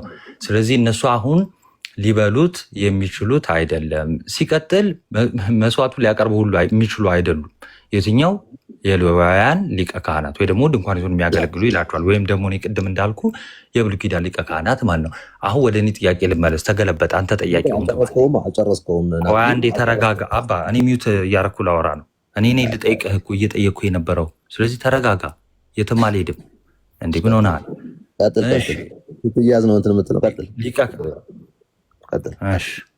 ሊቀ ካህናቱ ከመሰዊያው ይበሉ ነበር አልነበረም? አሁን እሱ አይደለም ርዕሳችን። ራስን ያመጣኸው እዚህ ክፍል ላይ ነው ማወራ። ማን ነው እዚህ ክፍል ላይ እያወራ ያለው? ሊቀ ካህኑ ክርስቶስ ኢየሱስ ነው። አዎ ክርስቶስ ኢየሱስ ነው እያወራል አለን እያለ ነው አሁን ያለው። ኦኬ እሺ፣ አንዴ ላሳያ። ልብ በሉ። ሊቀ ካህናት ስለ ኃጢአት ወደ ቅድስት የእንስሶችን ደም ያቀርባል ይላል። ኢየሱስ ነው የእንስሶችን ደም ያቀረበው አላልኩም። ምንድን ነው የምታነበው? ምኑን ከምኑ ነው የምታገናኘው? ማን አለ? አሁን ድጋሜ ጠይቀሃለው። ቁጥር 11 ላይ ሊቀ ካህናቱ ከመሰዊያው ይበሉ ነበር አልነበረም? አዳምጠኝ። ቅድም እኮ አልክ እኮ አዎ ይበላሉ አልከኝ። ስጠይቅህ እኮ አይደለ የብሉይ ኪዳኖቹ አንተን እኔን ተወኝና አሁን አንተ መልስ። አንተ ብለሃል አትበለኝ። ሊቀ ካህናት ቆይ አንዴ እየተደማመጥን እሺ፣ አትደረብ። እኔ ሳወራ ሊቀ ካህናት ከመሰዊያው ይበላሉ አይበሉ? የቶቹ ሊቀ ካህናቶች በብሉይ ኪዳን ያሉት በአዲስ ኪዳን ያሉት? በብሉይ ኪዳን ይበላሉ። በአዲስ ኪዳን ብዙ ሊቀ ካህናት የለንም። አንድ ሊቀ ካህናት ነው ያለን፣ እሱም ኢየሱስ ክርስቶስ ነው። የብሉይ ኪዳን ሊቀ ካህናት በብሉይ ኪዳን ከነበረው ከቤተ መቅደሱ አገልግሎት ከመሰዊያው ይበላሉ አይበሉ? ይበላሉ። አንተ መለስከው። የሚበሉት ቆይ አንዴ፣ የሚበሉት መሰዊያውን ነው ወይስ መስዋዕቱ ላይ ያለውን ነው? መስዋዕቱ ላይ ያለውን። እንዴት መሰዊያው ይበላል? አዎ በጣም ጎበዝ። ስለዚህ መሰዊያ አይበላም ማለት ነው። ቁጥር 10 ላይ ጎበዝ። ቁጥር 10 ላይ ተረጋጋ። እንዲ ምን ሆነ ነው ብሩክ ዛሬ? ቁጥር 10 ላይ እዚሁ ላይ እሺ፣ አትደረብ። ቁጥር 10 ላይ ሰምታችኋል። ታች ከመሰዊያው ነው እንጂ የሚበሉት መሰዊያውን አይበሉትም ብሎኛል። ያ ማለት የሚለያይ ነገር ነው ማለት ነው። መሰዊያውና መሰዊያው እኮ ኢየሱስ ነበረ። አሁን ቁጥር 10 ላይ መሰዊያ አለን ከእርሱም ሊበሉ አለ። ከመሰዊያው ላይ የሚበላ አለ የለም? በዚህ ኮንቴክስት አሁን አዳምጠኝ። ከመሰዊያው ላይ የሚበላ አለ፣ በስፒሪቹዋሊ የምንበላው አለ። መሰዊያውን ሊበሉ ይላል ወይስ ከመሰዊያው ላይ? ቆይ አንዴ፣ መሰዊያውን ሊበሉ ይላል ወይስ ከመሰዊያው ላይ ሊበሉ ይላል? ምን 10 ነው የምታወራኝ? መብት የላቸውም ነው የሚለው። ሊበሉ ከድንኳኒቱ አይልም። ከድንኳኒቱ አይልም። አውጣው። 10 ነው አይልም። ከድንኳኒቱ ሊበሉ አይልም አላልኩም። ከእርሱም ሊበሉ ድንኳኒቱን የሚያገለግሉ መብት የላቸውም። እሺ ከምኑ? ከመሰዊያው ላይ ማስረዳሽ ጊዜ ስጠኛ። አንድ ላስረዳሽ። አንዴ የምጠይቅህን ብቻ መልስልኝ። ከመሰዊያው ላይ ነው ወይስ መሰዊያውን ሊበሉ ነው ያለው ሐዋርያ ቅዱስ ጳውሎስ? መሰዊያው እንዴት ይበላል? ስለዚህ የሚበላው ኢየሱስ ክርስቶስ ነው ወይስ አይደለም? ያ ስፒሪቹዋሊ ኢየሱስ ክርስቶስ ነው አይደለም? ህይወት እንጀራ ነኝ ብሏል። ቆይ አዳምጠኝ። እኔ እንዳወራ ካላረክ በጣም ከባድ ነው። ኦኬ ከሰማራለ መጀመሪያ የምጠይቅህን መልስልኝ። እየመለስኩልህ ነው። ልመልስልህ። እኔ በማረጋገጫ ልስጣችሁ። አንደኛ ቆሮንቶስ 10:16-18 ድረስ ላምብላችሁ። አትዝለል። መጀመሪያ እዚህ ጋር ተመለስ። ወደዛ አትሂድ። ወደዛም እንሄዳለን ተያይዘን። መጀመሪያ ይሄንን መልስ። እሺ ምንድን ነው ጥያቄ? ከዛ ግን ትሰማኛለሽ። ሳትሰማ ቆይ አንዴ። ሳትሰማ እንዴት ነው ልትመልስ የነበረው? ሰምቼሃለሁ። ከሰማ መልስ። ጥሩ በቃ መልስ። በቃ መሰዊያውን ሊበሉት አይችሉም። የተሰዋውን ግን ክርስቶስን ኢየሱስን በስፒሪቹዋሊ ሊበሉት ይችላሉ። ግን ይሄ እንደ ኦልድ ቴስታመንት። አታቋርጠኝ ናቲ፣ እኔ ሳወራ አታቋርጠኝ። እሺ እኔ እየጠየቅኩ ስለሆነ እስክትመልስልኝና እስክጨርስ ድረስ ቆይ ስል ታቆማለህ ማለት ነው። ስለዚህ አሁን በአንተ አፍ ራሱ እንደተያዝክ፣ ስለዚህ መስዋዕቱን ማነው መሰዊያውን ሳይሆን መስዋዕቱ ነው የሚበላው ማለት ነው። በብሉይ ኪዳን ያልኩት በአዲስ ኪዳን አላልኩም። በብሉይ ኪዳን አስምርበት። የብሉይ ኪዳኑ ጥላ ነው ለአዲስ ኪዳኑ አይደለም ነው? ጥላ ነው። ግን የብሉይ ኪዳኑ የአዲስ ኪዳኑ መሰዊያ የብሉይ ኪዳኑስ መንፈስ ነበር እንዴ? በመንፈስ ነበር የሚበሉት? የብሉይ ኪዳኑ አልነበረም። የብሉይ ኪዳኑ በመንፈስ አልነበረም። የሚቀርብበት መሰዊያው ፊዚካል የሆነ ነገር ነው። እና በመንፈስ ካልሆነ ለምንድን ነው አሁን በመንፈስ ሲል የብሉይ ኪዳን በመንፈስ ነው የሚበሉት አትልም? አይደለም፣ በመንፈስ አይደለም የሚበሉት። ምክንያቱም እዛ ላይ ያለ ነገር ነው። እዚህ ጋር የተባለው መሰዊያ የብሉይ ኪዳን ነው የአዲስ ኪዳን ነው መሰዊያው? ይሄ አሁን እየተወራ ያለው በዕብራውያን ላይ ያለው የአዲስ ኪዳን መሰዊያ ነው እየተወራ ያለው። ስለዚህ የአዲስ ኪዳኑ መሰዊያ መንፈስ ነው። ምን አልከኝ? የአዲስ ኪዳኑ መሰዊያ መንፈስ ነው። የአዲስ ኪዳን መሰዊያው እርሱ ክርስቶስ በመንፈሳዊ ነው። በመንፈስ ነው የሚሰዋው። በመንፈስ አላልኩህም። መንፈሳዊ ነው መሰዊያው፣ ፊዚካሊ አይደለም። ምክንያቱም ምን አለ መሰለህ እዚሁ ላይ እኮ ሊበሉ አይችሉም አሉ። የብሉይ ኪዳኑ ሊበሉ አንዴ አንተ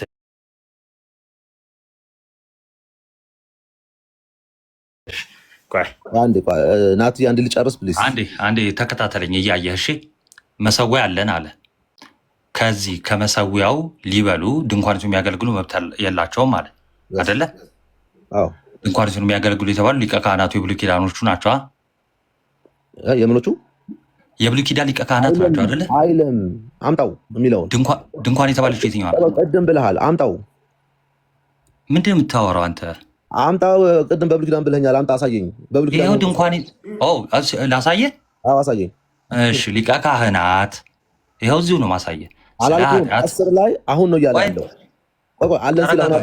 አለን ሲል አሁን አይደለም ወይ ናቲ?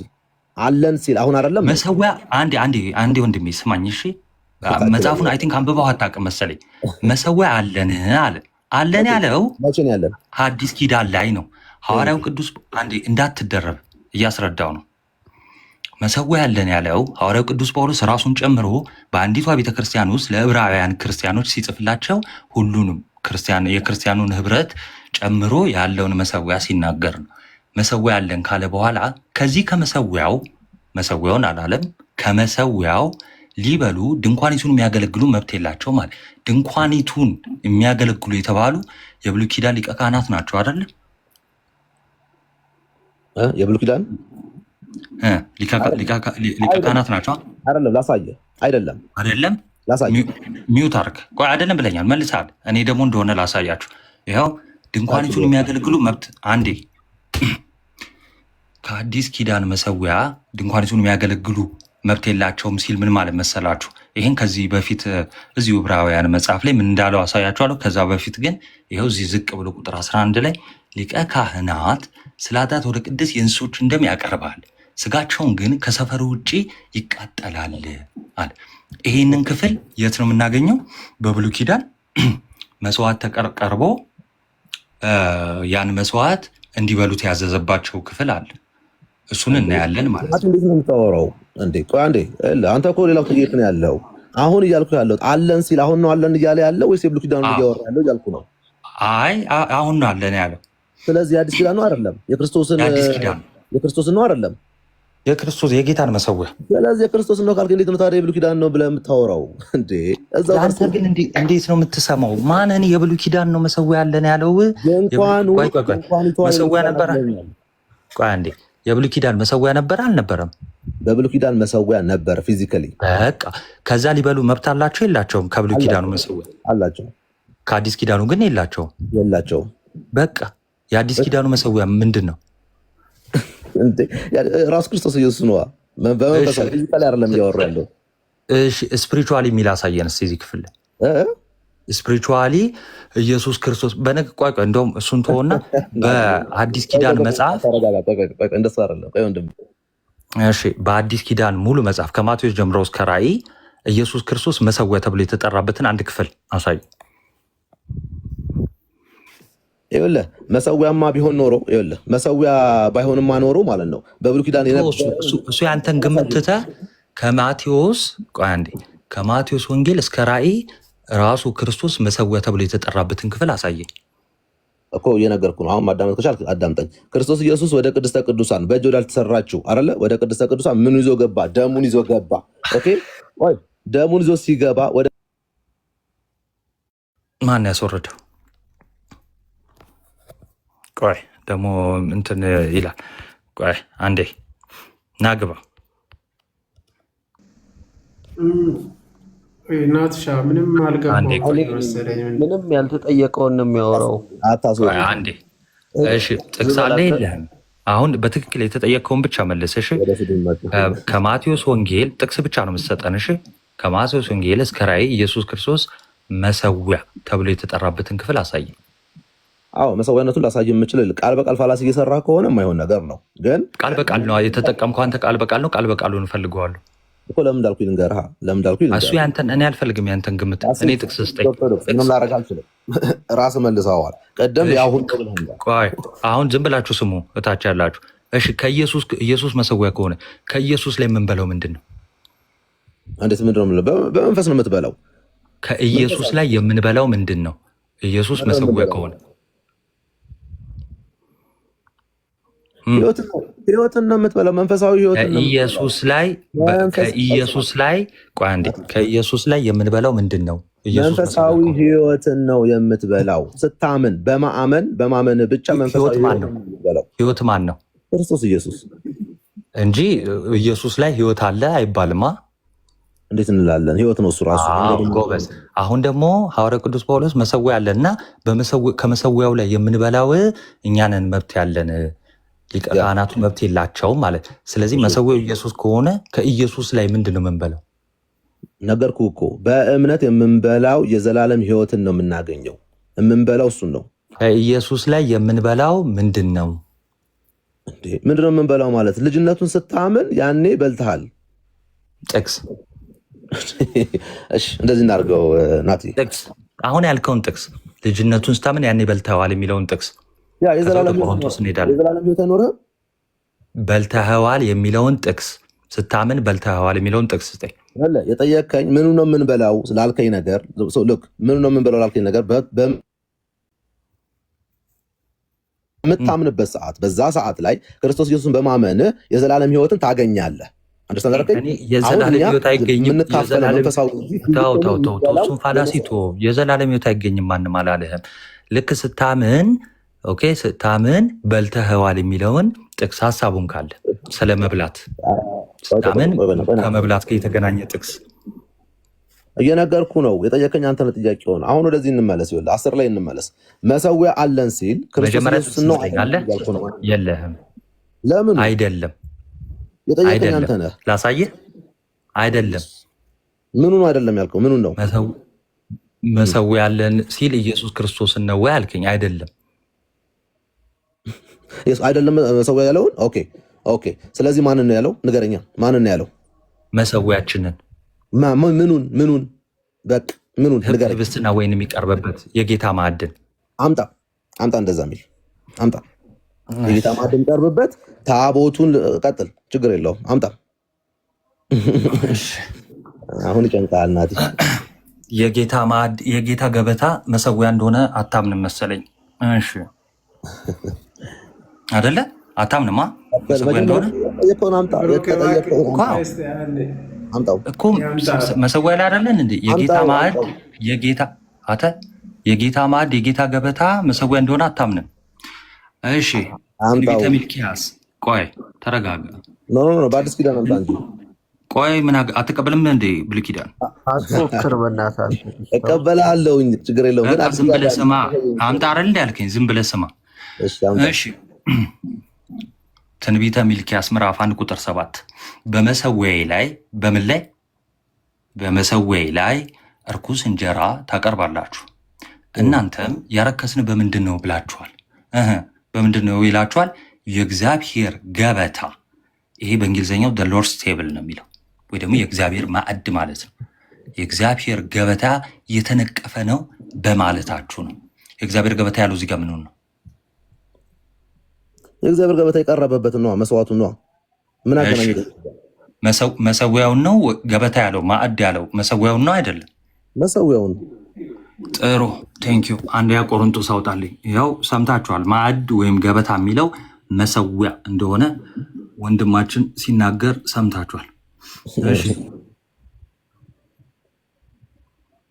አይቶልጁ ግን ስፒሪቹዋሊ መሆኑን የአዲስ ኪዳን እሱ ጥቅስ የለህም። እሺ አንደኛ ቆሮንቶስ ስንት ነው የምታወጣው? ሶሪ አንዴ በጣም ቆሜ ስለሆነ ደከመኝ። ማውጣት የሚችል የለ። አንደኛ ቆሮንቶስ ስንት ነው? ያነብልሃል። ብሩኬ ስታወራ እባክህ እንትን አድርገህ አውራ። ማለት ቢያንስ በቃ ችግር የለም። ወገቤ ተንቀጠቀጠ። እሺ ይሄኛው ከጌታ ማዕድ የሚለው ምንድን ነው? ምን አልከኝ? ኦኬ እንትን መኩ የራስህን ትልቅ አድርግ። እሺ ትልቅ አድርግ መኩ ራስህን። እሺ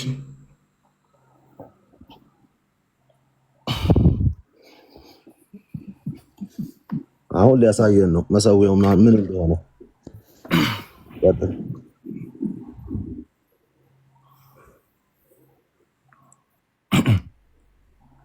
እሺ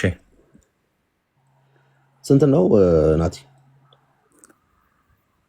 እሺ ቁጥር 21 እሺ ጠጋ አድርገው የጌታን ጽዋና የአጋንንትን ጽዋ ልትጠጡ አትችሉም አለ። ከጌታ ማዕድና ይኸው ከጌታ ማዕድና ከአጋንንት ማዕድ ልትካፈሉ አትችሉም አለ። የጌታ ማዕድ ያለው እዚህ ጋር ምንድን ነው? ትንቢተ ሚልክያስን አሳይቻለሁ። የጌታ ማዕድ ተባለ ነገር እኮ ተቀይሯል እያልኩ እኮ ነው። የብሉይ ኪዳንን አይደለም እያወራ ያለሁት። እያወራን ያለነው ብሉይ ኪዳን አይደለም እያወራሁ ያለሁት እኔ። የጌታ ማዕድ የሚለው ምንድን ነው? እዚህ ጋር የጌታ ማዕድ ማለት በክርስቶስ ኢየሱስ የምታምነውን ነው እያወራ ያለው። በክርስቶስ ኢየሱስ የምታምነውን ነው እያወራ ያለው እዚህ ጋር። አይ ከጌታ ማዕድ የሚበላ አለ እያለ ነው። ከማዕዱ ላይ የሚበላ አለ እያለ ነው። ስለምን እምነት ነው የምታወራው? አስወረድኩት። ወረደ። በነፍስ ነው የደረስክልኝ ታውቃለህ። እግዚአብሔር ይሄ እኮ ሰው አይሆንም የተባለ ይሄ ሰው አይሆንም በእምነት ነው አለን እኮ እንዴ።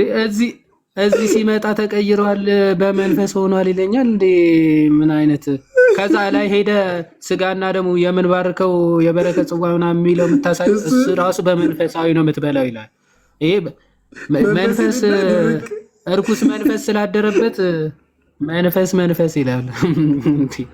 አረ ይሄ ሰው አይሆንም በእናትህ። ቃል በቃል እኮ ዘሎርድ ስቴብል ዘሎርድ እኔ በጌታ እንደዛ ብሎ ይፈታል።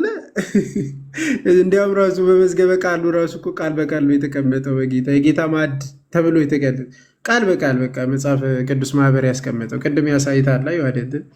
እና እኔ በጌታ እንደ ሁለተኛ ላይ ነው እንጂ ክርስቲያኖች ስሙ ዕብራውያን ላይ ዮሐድ መኩ አንዴ መሰዊያ ያለን የሚለው የብሉይ ኪዳን ነው ሲል የድንኳን አገልጋይ የሚላቸው በአዲስ ኪዳን ነው ሲል እዛ ሲል ጌታ አንዴ ክፈተው ዕብራውያን ላይ መስዋዕቱ ራሱ ነው የሚሰዋውም ራሱ ላይ ነው ሲል ራሱ ላይ ነው ክርስቶስ ራሱ ነው የሰዋው ብዬው ቆይ ላስረዳህ ይላል።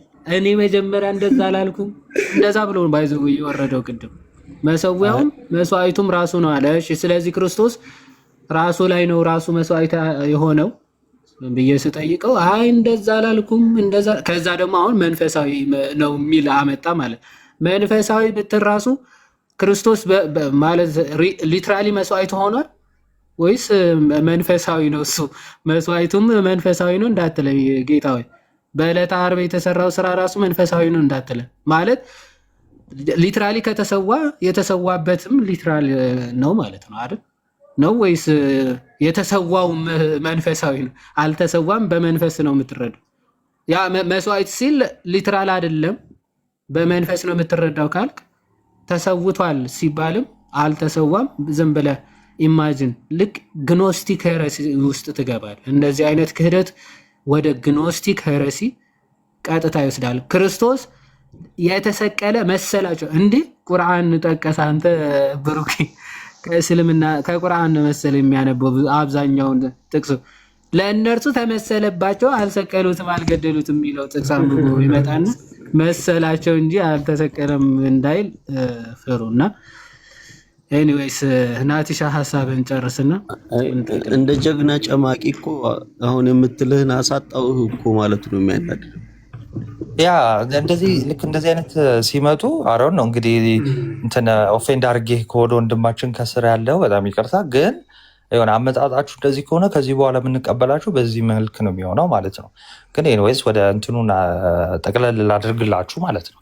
በቃ ሐዋርያው ቅዱስ ጳውሎስ መሰዊያ አለና በቃ ስለዚህ መሰዊያ አለ። መሰዊያ አለ ማለት መስዋዕት አለ ማለት ነው።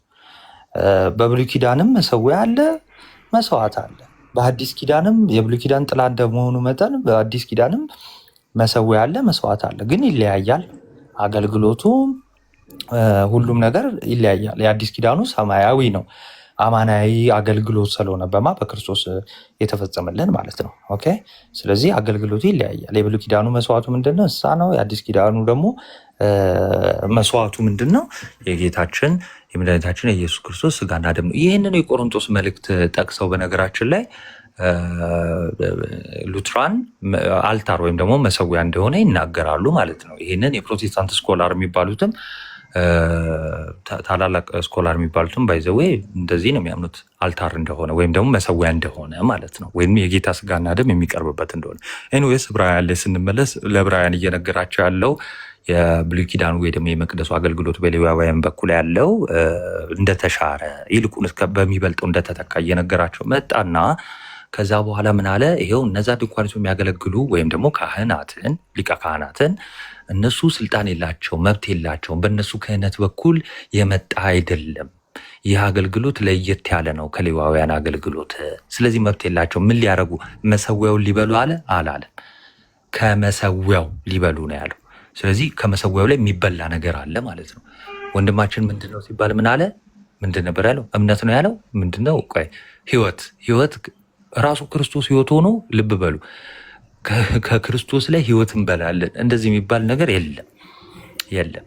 ስለዚህ እዚህ ጋር እያለ ያለው መሰዊያ አለን፣ ከመሰዊያው ላይ ሊበሉ የብሉይ ኪዳን ሊቀ ካህናት ምን የላቸውም? ስልጣን የላቸውም፣ ወይ ደግሞ መብት የላቸውም። ግዴታ በልጁ በክርስቶስ ማመን አለብህ። የብሉይ ኪዳን የሌዋውያንን ክህነት ይዘህ እዚህ አዲስ ኪዳኑን የጌታን ስጋ በላለሁ ማለት አትችልም። ኦኬ እያለ ነው ማለት ነው በአጭሩ። ስለዚህ እዚህ ክፍል ላይ እያለ ምንድን ነው? ኦኬ ላውጣው አንድ ይቅርታ፣ በጣም እሺ፣ ሰዓት ብዙም አልወስድባቸውም። ስለዚህ ምን አለ? መሰዊያ አለ፣ ከእርሱም ሊበሉ ድንኳን የሚያገለግሉ መብት የላቸውም እና እነዚህ ሊቀ ካህናት ወይም የድንኳኑ አገልጋዮች እሺ ስለ ኃጢአት ወደ ቅድስት እንስሶቹን ደም ያቀርባል።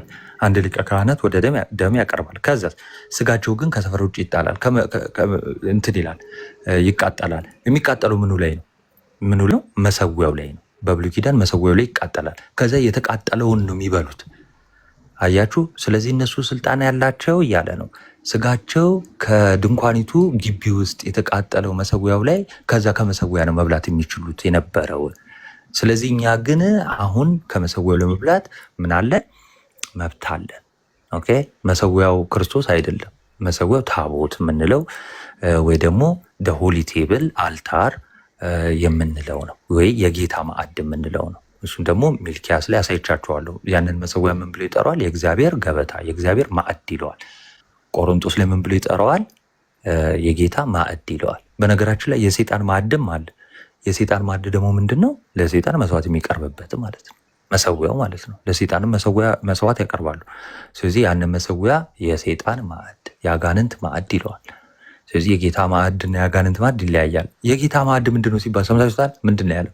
በክርስቶስ ስም ማመን ነው። እና የሰይጣን ማዕድ የሚባለው በሰይጣን ስም ማመን ነው ወንድማችን አይደለም። ስለ እምነት እየተወራ አይደለም እዚህ ክፍል ላይ ቶታሊ ማለት ነው። ስለ ከላይ ከ16 ጀምሮ ስትመለከቱ ስለ መስዋዕቱ ከተወራ በኋላ ከዛ በኋላ ስለ መሰዊያው ተወራ። እናንተ ሰዎች ቀጥሉ። ይዋዴ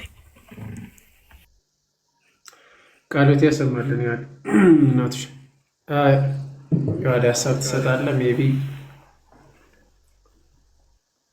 ቢቱም እዚህ ያለ ቅድም ስጠይቅ ነበረ። ሜቢ በእርጋታና በነገራችን ላይ ለመረዳት የሚጠይቅና እንዲሁ ዝም ብሎ ደግሞ በቃ ያገኘውንም ያላገኘውንም በቃ ዝም ብሎ ለመዘባረቅ የሚገባውን እንደዚህ አይነት ሰው በጌታ ደግሞ አጠያይቁ በጣም ነው የሚያስቀኝ። እንደ ልጅም ያደርጓል ልጁን። እና ለማንኛውም ውይይትን እንዴት እንደሆነ ተማር ማለት በእርጋታ ቢያንስ እንዴት ተጠይቆ ይሄ እንትን ተይዞ ነው እንጂ አንተ እንዲህ በጌታ ድሮ ቀረ። እስኪ የጅል ጨዋታ እሱ ድሮ ቀረ። መጀመሪያ አካባቢ ላይ በቃ ዝም ብሎ ያለ እውቀት ምናምን ገብታችሁ እንትን የምትሉበት ቀረ። አሁን በእውቀት ትጠይቃለህ፣ እንጠይቃለን፣ ትመልሳለህ። ካለበለዚያ ግን ተያዝክ ምናምን ፍለጥ ስቲል አኩቻ ጋር አለ የተወሰነ ኤፍሬም ጋር ነው እንደዚህ አይነት ነገር ያለ። ባለፈው እንደዛ ሲል ነበረና ከዛ ውጭ ግን በእውቀት እሺ፣ በእውቀት ገብተህ ጠይቅ። በእውቀት ትጠየቃለህ፣ ትጨመቃለህ፣ ያው ትወጣለህ። እሺ ለማንኛውም ቢቱ ሜቢ ሌሎች ጥያቄም ካለ ለአንተ እድል እንሰጣለን፣ በውስጥ ማለት ነው። ኤኒታይም መጠየቅ ትችላለህ።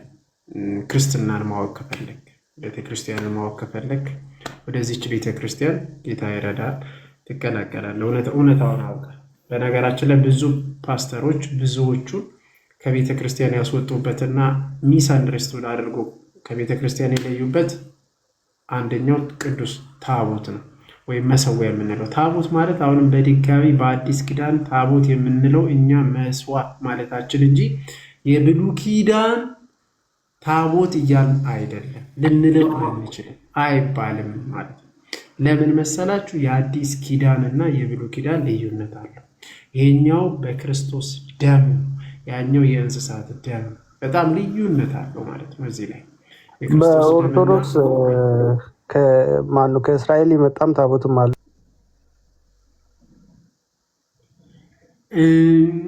የአክሱም ጽዮን ታቦት የአክሱም ጽዮን ታቦት ስለሱም ነገር በሽተኛ ሌላ በሽተኛ ደስ ይላል። ግን ሰላም ናችሁ?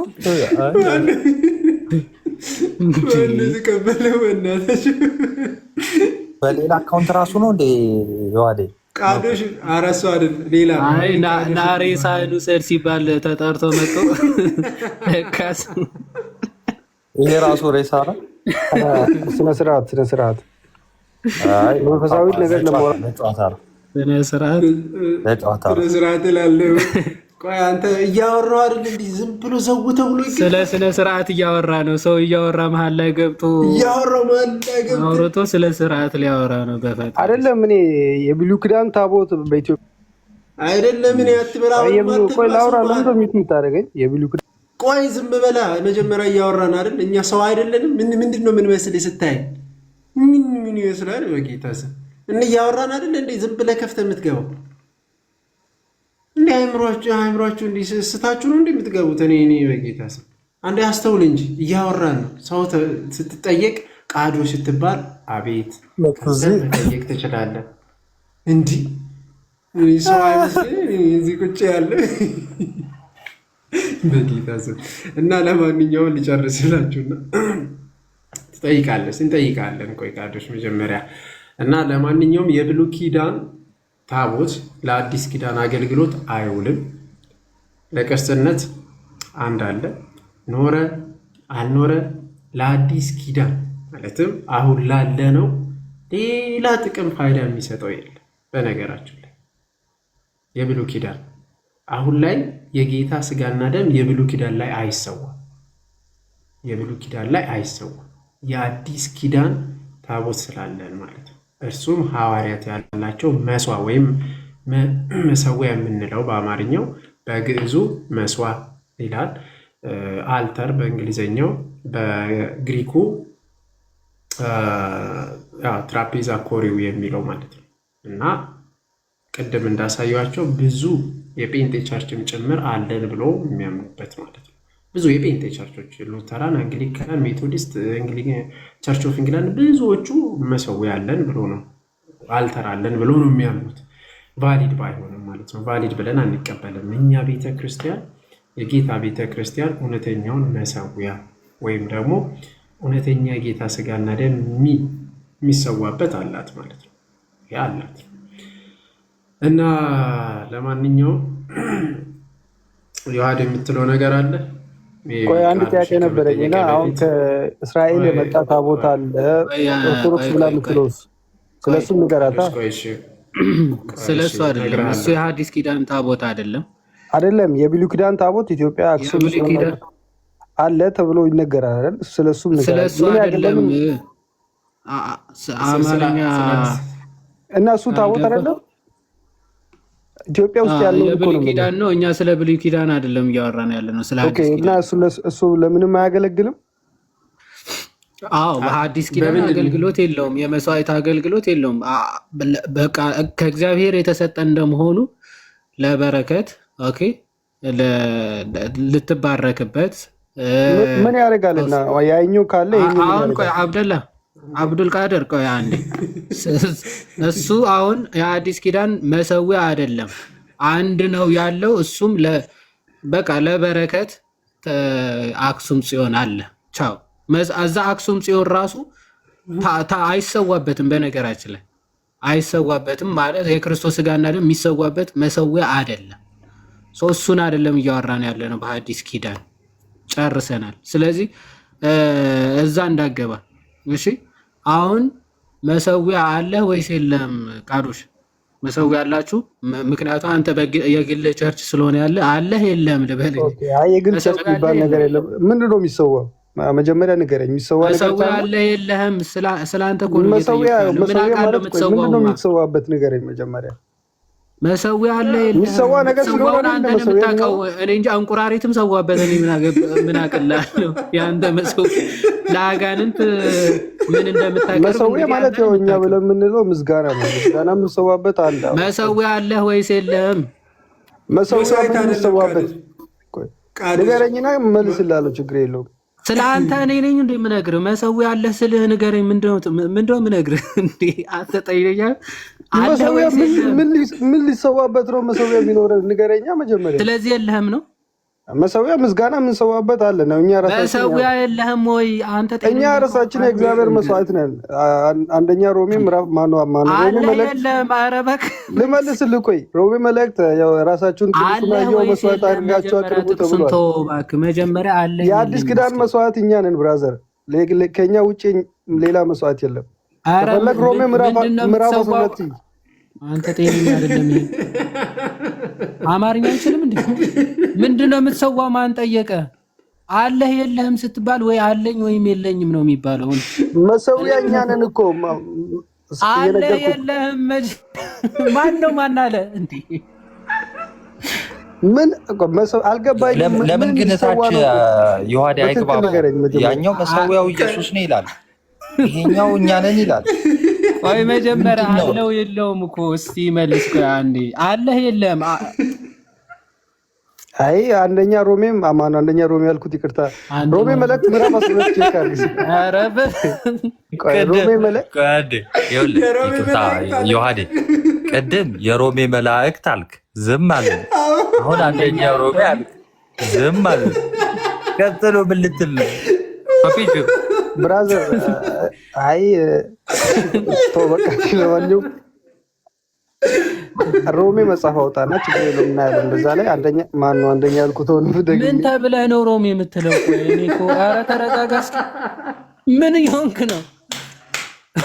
ደገመው አንደኛ ሮሜ ደገመው መኩ። ቆይ ምን አውቃለሁ ብለህ ነው የምትስቀው?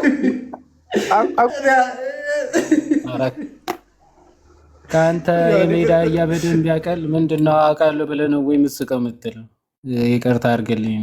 አይደለም ለምንድን ነው አሁን ምንድን ነው የሚያስቀው? አንተና አንደኛ ሮሜ ትላለህ። ሰው እንዴት ሁለት ይስታል? አይ ምዕራፍ 12 ከቁጥር 1 ለማለት ፈልጌ ነው ብራዘር። አውጣና ችግር የለውም። የሆነች አንድ ጥቅስ ይዘህ ገባ። በቃ እሷን ለመጥቀስ ተጣደፍክ። አላስጠቅስ አልኩ አይደል? ተረጋጋ። ሮሜ 12 ለማለት ነው ከቅድም ጀምሮ የመጣውና ቢገጥም ባይገጥም ዝም ብለህ አትጥቀስ። ቆይ አንዴ መጀመሪያ ጥያቄውን እስኪ ስማ። ምንድን ነው የጠየቁ ቃዶሽ?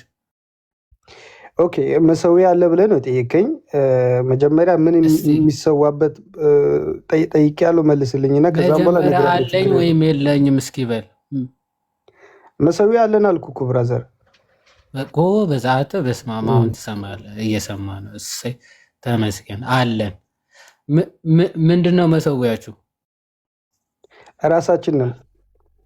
አንተ መሰዊያ ነህ? ራሳችሁን መስዋዕት አድርጋችሁ አቅርቡ ተብለናል። ኦፍኮርስ አንተ መሰዊያ ነህ ወይ? እኔ መሰዊያ ነኝ አላልኩም። ቆይ ብራዘር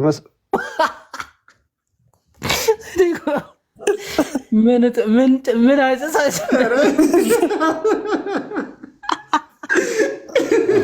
መሰዊያኛ ነህ አለ። አንተ መሰዊያ ነህ አላልኩም።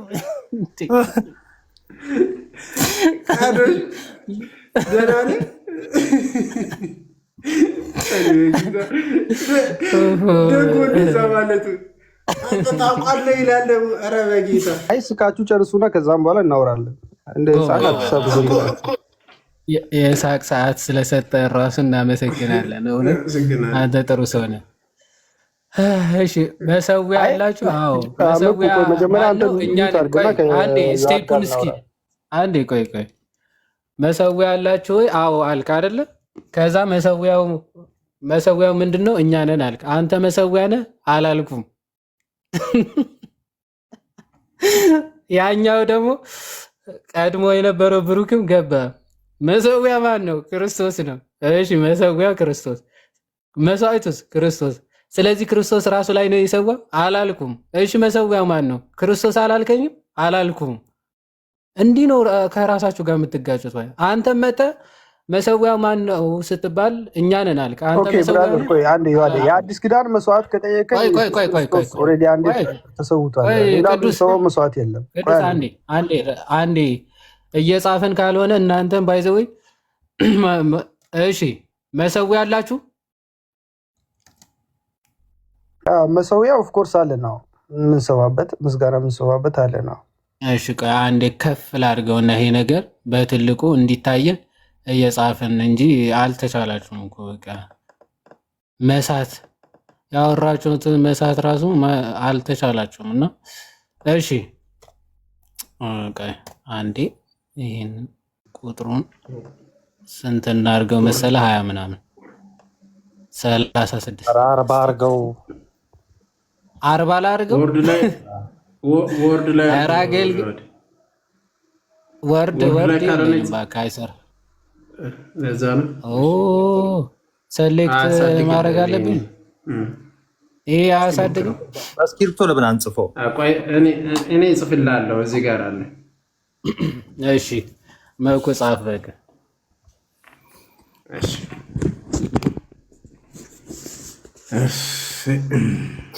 ያስቀን እንጂ ይሄኛው ደግሞ ቆይ ድጋሚ እዚህ ጋር እሺ ከራሴን ከፍ ላድርግ።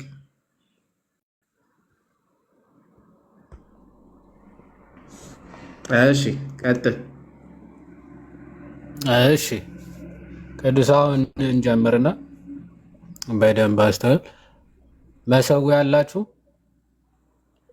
ኦኬ እሺ መሰዊያ ኦፍ ኮርስ አለ ነው። እሺ ምንድነው መሰዊያችሁ?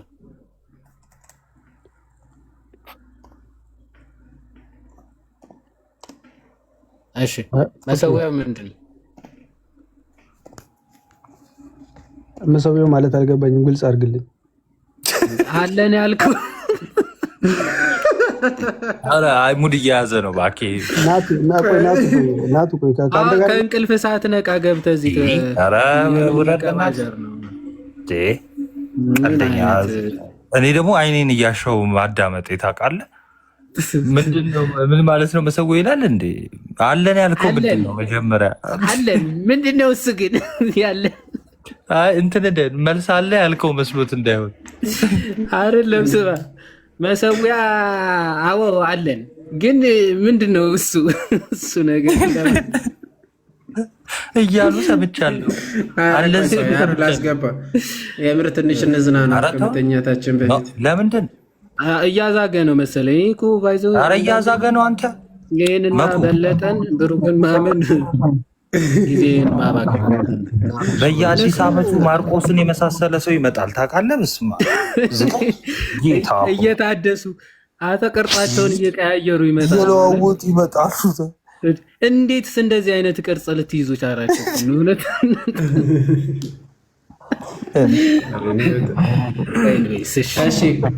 ቢቱን እስቲ እንስማ እንዴ። ቢቱ ቀጥልስ። አብዛኛው ነገር ያው መልሳችሁልኛል። ያው ነው የመጣሁት የእናንተን ዶክትሪን ለእኔ ብላችሁን ቀይሩ ቢል ግፊት ይዤ አይደለም የመጣሁትም። ምክንያቱም አምናችሁበት የያዛችሁትን ነገር እኔ ማስረዳት እንጂ ከኔ ጥያቄ ተነስተ የራስን መልስ አሰጠኝም። እኔም ደግሞ ያንተን ሰምቼ ከራሴ ጋር አስተያይቼ ራሴን ውሳኔ ወስዳለሁ። የኔን ደግሞ ጊዜ ሲኖረኝ አስረዳሃለሁ። አሁን ባነሳችሁት ማብራሪያ መሰረት የተረዳሁት ያው ስጋ ወደሙ አማናዊ ስለሆነ እዛ ላይ ስለምንሰዋ መስዋዕት ማቅረቢያችን ነው። ታቦት ቴብሉን ታቦት ብለን የጠራ ነው እንጂ የእናንተ ዶክትሪን ነው። ይህንን ተረድቻለሁ። በመጨረሻ የኔ ጥያቄ ማጠቃለያ የማደርገው ቅድም ጠይቄ ናታኒም ሊያሳየኝ ነበረ። ከሐዋርያት ዘመን እንደዚህ አጥንት ምናምን አጽም ያደርጋሉ። ከኛ አሁን ኢትዮጵያ ውስጥ ከምናየው ታቦት ጋር ተመሳሳይነት አለው ወይ? ከዱሮ ብታሳየኝ። መጀመሪያ ክፍለ ዘመን ላይ የነበሩት አማናችን ከተቻለ አሳይን፣ ከተቻለ ሌላ ጊዜ የምታሳይ ትችላለ። አረ እናሳያለን። በቃ ሚዩት አድርገውና ዮሐዴ እንትን ለምሳሌ ከኛ ጋር ተመሳሳይነት አለው ማለት በቅርጽ ነው በምንድን ነው? የቅዱሳኑን ነው ቅድም ጠይቆ የነበረው ነው። አይ አይደለም። አሁን ምን አለ? የቅዱሳኑን ማሳየ ሳይሆን አሁን ከኛ ጋር ተመሳሳይ አሁን ካለው ከኦርቶዶክሱ ጋር ተመሳሳይነት አለው ወይ አይነት ነገር ነው መሰለኝ አይደለ? የሰማሁት እንደዛ ነው አይደል?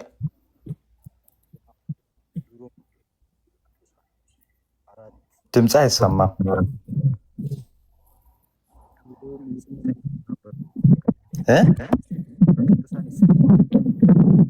ድምፅ አይሰማም። መጀመሪያ እንዳወራ ሚዩት ካላደረክለት አይሰማም።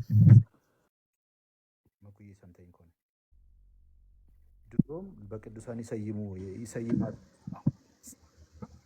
ደባል የተባለ እኔ እንጃ እኔ አልሰማሁትም። በቅዱሳን መሰየሙ ነው። ናቱ በቃ ሚዩት አድርገውና እንሰማቻለሁ። በቅዱሳን መሰየሙ ማለት የኢርሊ ቸርች ፋዘሮች እንዳየነው ሰከንድም ሰርድ ሴንቸሪ ውስጥ የቅዱሳን ስም ሲያደርጉ የነበረበትን ቅድም ነግረን ነው ነበረና ያንን እንድናሳየው ነው። አንዴ እናሳየዋለን እሱን ማለት ነው። ማለት በቅዱሳን ስለሚሰየም ፎር ሴንቸሪም ሰርድ ሴንቸሪም ውስጥ ስለነበረ ከአባቶች እናሳየው አንድ እንትን የምናውጣ። ቅድም ዮሐዴም እያነበበ ስለነበረ ቢቱ አልተገኘም፣ እሱ ላይም እያሳየ ነበረ እና ያንንም ማሳየት ትችላለህ ዮሐዴ። ሌላም ማውጣት እንችላለን። እንትን አይ ቲንክ በቅዱሳን ራሌክስ ላይ ሲደረግ መኖሩ ምናምን የሚል ነው የፈለገው አይ ቲንክ። እሺ ዝም ብዬ አሁን እንደ ሶርስ ሚዩት አድርጋ አንዴ። እሺ አይ ቲንክ እንደዛ ነው መሰለኝ። አሴ ሂስቶሪካል ነገር ስለሆነ ይሄ ሞር ኒው አድቨንት ላይ ያለ ስለ አልታር ኮንስክሪፕሽን እሱ አንድ ነገር ላሳይህና እዛም ሶርሶችን ምናምን ስለሚጠቅስ እሺ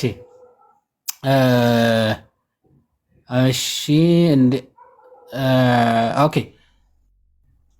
አልታሩ ኮንስክሪክት ማድረግ መቀደስ ማክበር ላይ this original form of consecration consists in the Solomon transfer of the relics of a martyrs, okay, a martyr to the altar of a newly erected church ማለት ነው።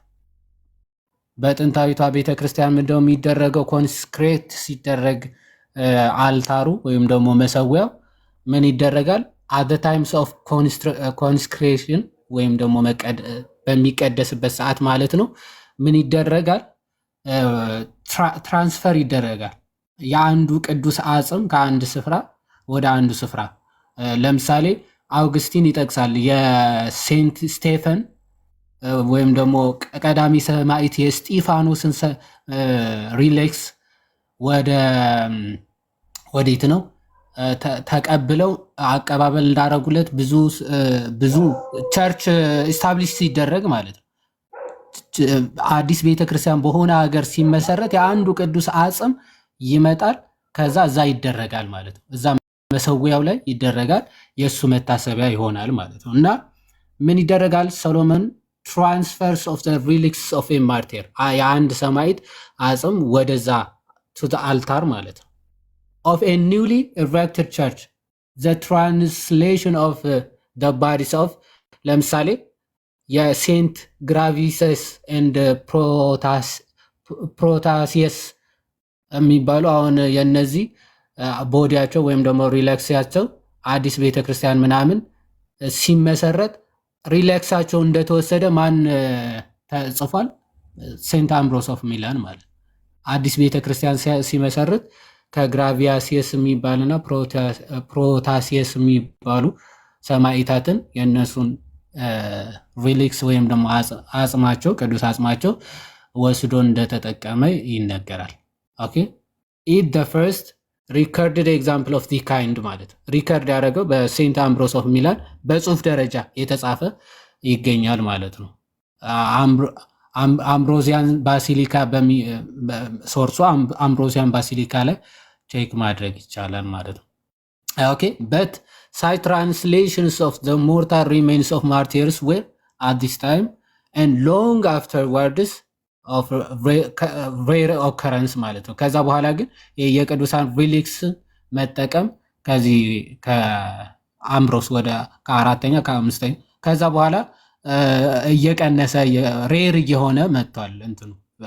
እንትናቸው ላይ መጠቀም ማለት ሪሊክሳቸውን መጠቀም ሬር እየሆነ እንደመጣ ታሪኩ ይናገራል ማለት ነው። ስለዚህ የቅዱሳንን አጽማቸው የሰማዕታትን አጽም አዲስ በሚመሰረት ቤተክርስቲያን ላይ አልታሩ ላይ ለእርሱ መታሰቢያ ወይም መሰዊያው ላይ ከስር የቅዱሱ አጽም ይደረግ እንደነበረ ያው አንድ ሶርስ እንደዚህ ማየት ይቻላል።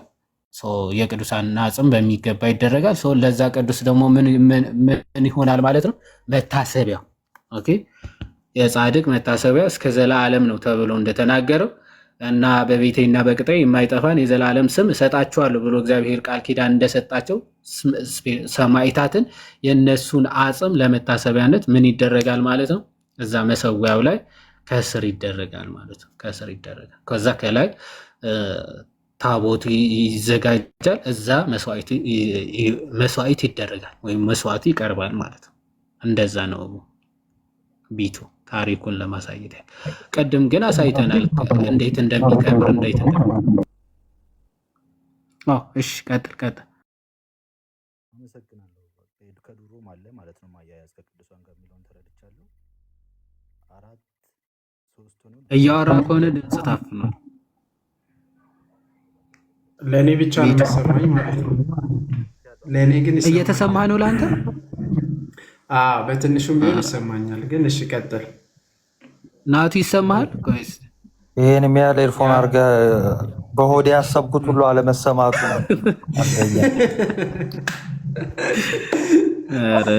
ያለው ሶስቱንም ጠይቄያለሁ። አራቱ ነው ያለው፣ ግን አራቱም ተመልሶልኛል እያለ እየቀጠለ ገባ። እሺ ቀጥል። እኔ ላስተላልፍ እንጂ ልሳን በአስተርጓሚ እንስማ። ይኋዴ እንቲ ረመኩዚ ቴክኖሎጂያ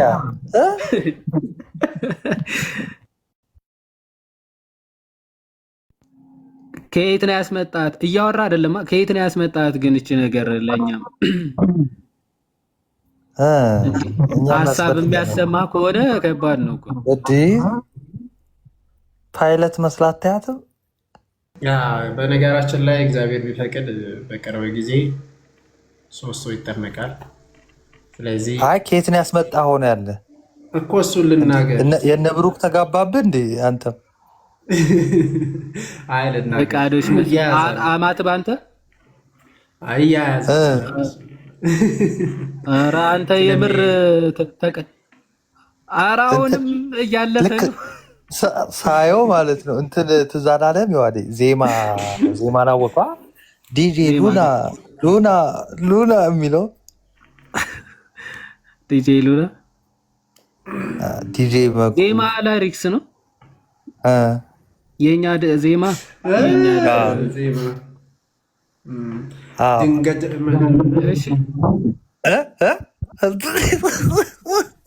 ነበረ እኮ የልሳኑ እንትን ያለበት ናት። ድንገት ነው ቪንቶ ነው አላየሁት የሚላል እንዴ? ዘፈኑን እኮ ነው፣ ጭፈራ ነው እኮ። ኧረ ጻፉልኝ ቪንቶ የሚልበት ልሳን ላይ ሰርቶ ነው ታዲያ እንዴ? ቆያ ታውቀዋለህ። ሪፖስት አድርገህ ከጨረስክ በኋላ አላየሁትም ትላለህ። ሪንግቶን አድርገህ ሁሉ የለ እንደ የነበረ ዮሐን ሽምጠጣሽ። ተው አሁን እንዳታነቃቃይ ከዜባ ጋር ሪፖስት አድርገህ አላየሁም ብለህ ደግሞ ሌላ ታሪክ ከስሬው ብርክት የጻፈችልህ መኩ አንተን ብቻ አይደለም እኛን የሚረብሻል እኮ የህፃናቱ ድምፅ እያለች ነው። በህፃናቱ ድምፅ ላይ ያረከው ኤርፎን? እኔ ልጅ የለኝም እንግዲህ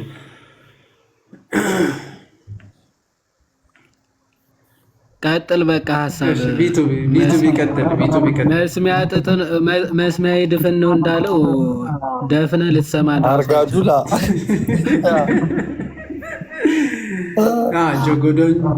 ጆጎዶን ነበር። ቢቱ ቀጥል። ጨርሻለሁ። የመጨረሻው ያልተመለሰልኝ ደባል ታቦት ሲኖር አንዱ ላይ ከሆነ የሚሰዋው ሌላው ጥቅሙ ምንድን ነው? ይሄን ብቻ ነው። አመሰግናለሁ። ደህና ደሩልኝ። እግዚአብሔር ይባርክ። ሌላ ጊዜ መተን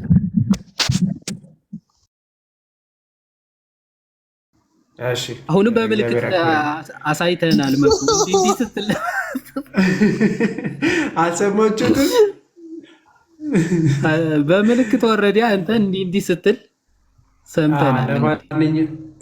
ለማንኛውም የጠየቀው ጥያቄ 4 ጠይቄያለሁ። አንዱ ነው ያልተመለሰልኝ፣ 3ቱ ተመልሶልኛል። 4ኛው ሜቢ ደባል መኖሩ እሱ አልተመለሰልኝም እያለ ነው። ቅድም ናቱን ጠይቆ የነበረው ማለት ነው። ሜቢ አብራርተለታል ይመስለኛል። ናቱ ግን አላቅም፣ አልተረዳም መሰለኝ። ደባል መኖሩ እንዴት ይታያል ማለት መኖሩ ከምን አንጻር ነው ምናምን የሚለውን እስቲ ሂድበትና ከዛ ውጭ ተመልሶልኛል ሁሉ በውስጥ ደግሞ ልልስ ታውቃለህ ይሆናል። በቃ በውስጥ አሁን አክቹሊ ያ አያሳስብ ደባሉን ለቤተ ክርስቲያን እንትን ማድረግ ነው መተው ነው በቃ እሱ አያሳስበ። ኤኒዌይስ ግን በውስጥ ችግር የለውም። የፈለከውን ጥያቄ እንትን እንላለን። እሺ እመልስልሃለን። ግን ጀነራሊ መኩ ኤርፎኑን ያውሰንና ይዋዴ እንጂ ተማማት አንችልም። በኪራይ በቀን ታከራየናለህ፣ በቀን ታከራየናለህ። ስንመልስ ነው የምንውለው። አባቴ ጭራሽ ዋየርለስ ነው እንዴ? ይዋዴ ዋየርለስ ነው። አይ እንትን አገጩ ነው ገመዱ ነው። ስማ ከዚህ በፊት እኮ እዚህ ቁጭ ብለው የሆነ ከፕሌን ነፋስ ራሱ ሳይቀር ነበር የሚስበው እኮ ቤቱ። አሁን ጸጥ አለ ራሱ በጣም ተርታር ማለት ነው። ያንን ፓምፕ ራሱ እንዲህ ከስር ደቅነ የምታወራ እኮ ነው የሚመስለው። ኧረ እባክህ እንትን አለው እንደ ይሄ ማይክ አለው የራሱ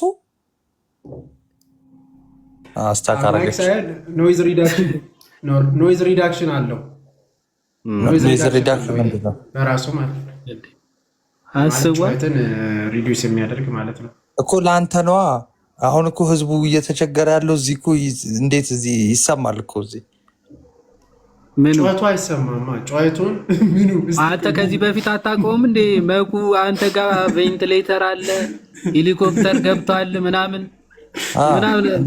ዝንብ ራሱ አይስትም ታውቃለህ። ዝንብ እንዲህ ስታ ምናምን የሆነች ደግሞ ልጅ አለች ከዝንቡ ከምን የበለጠች ደግሞ የዋዴ እራት ብላ ብላ ወጥ ልጨምር የሆነ ግማሽ እጇ ይታያል። ላይፍ የሚጠቅመን እኔ ነኝ የማውቀው ምትል ልጅ ነበረች። እንትን እኮ ነው። ስማ የዋዴ እያመሸ ከተኙ በኋላ ምግብ ስጭ እያለ ተቸግራ እኮ ነው። አሁን ብላ ብያለሁ ብላ ወይ በኋላ ስጭኝ እንዳት ከስር ሁሉ በጣም እያደነቁ ነው። ግን የምር ቴክኖሎጂ ያምናል እያሉ ነው። ግን ቀጣይ ስትገቢ ጄኔሬተር ምናምን አዘጋጅ። የመብራት ችግር አለብሽ አንቺ ደግሞ። ቅድም እኮ ጠፋ ላይ ማርያምን በስልክ መብራት ምናምን ትመጣለህ ቆጣሪ ራሱ ይመልሳል። እንዴ ውሃዴ ከዚህ በፊት እንደውም ኦቨርሎድ ከዚህ በፊት የዛሬ ሳምንት ነው ምናምን እኮ ላይቭ የገባው ቆጣሪው ስር ነው። እጅ እዚህ መጣ። እሱን እንኳን ደህና ደር ወገንታት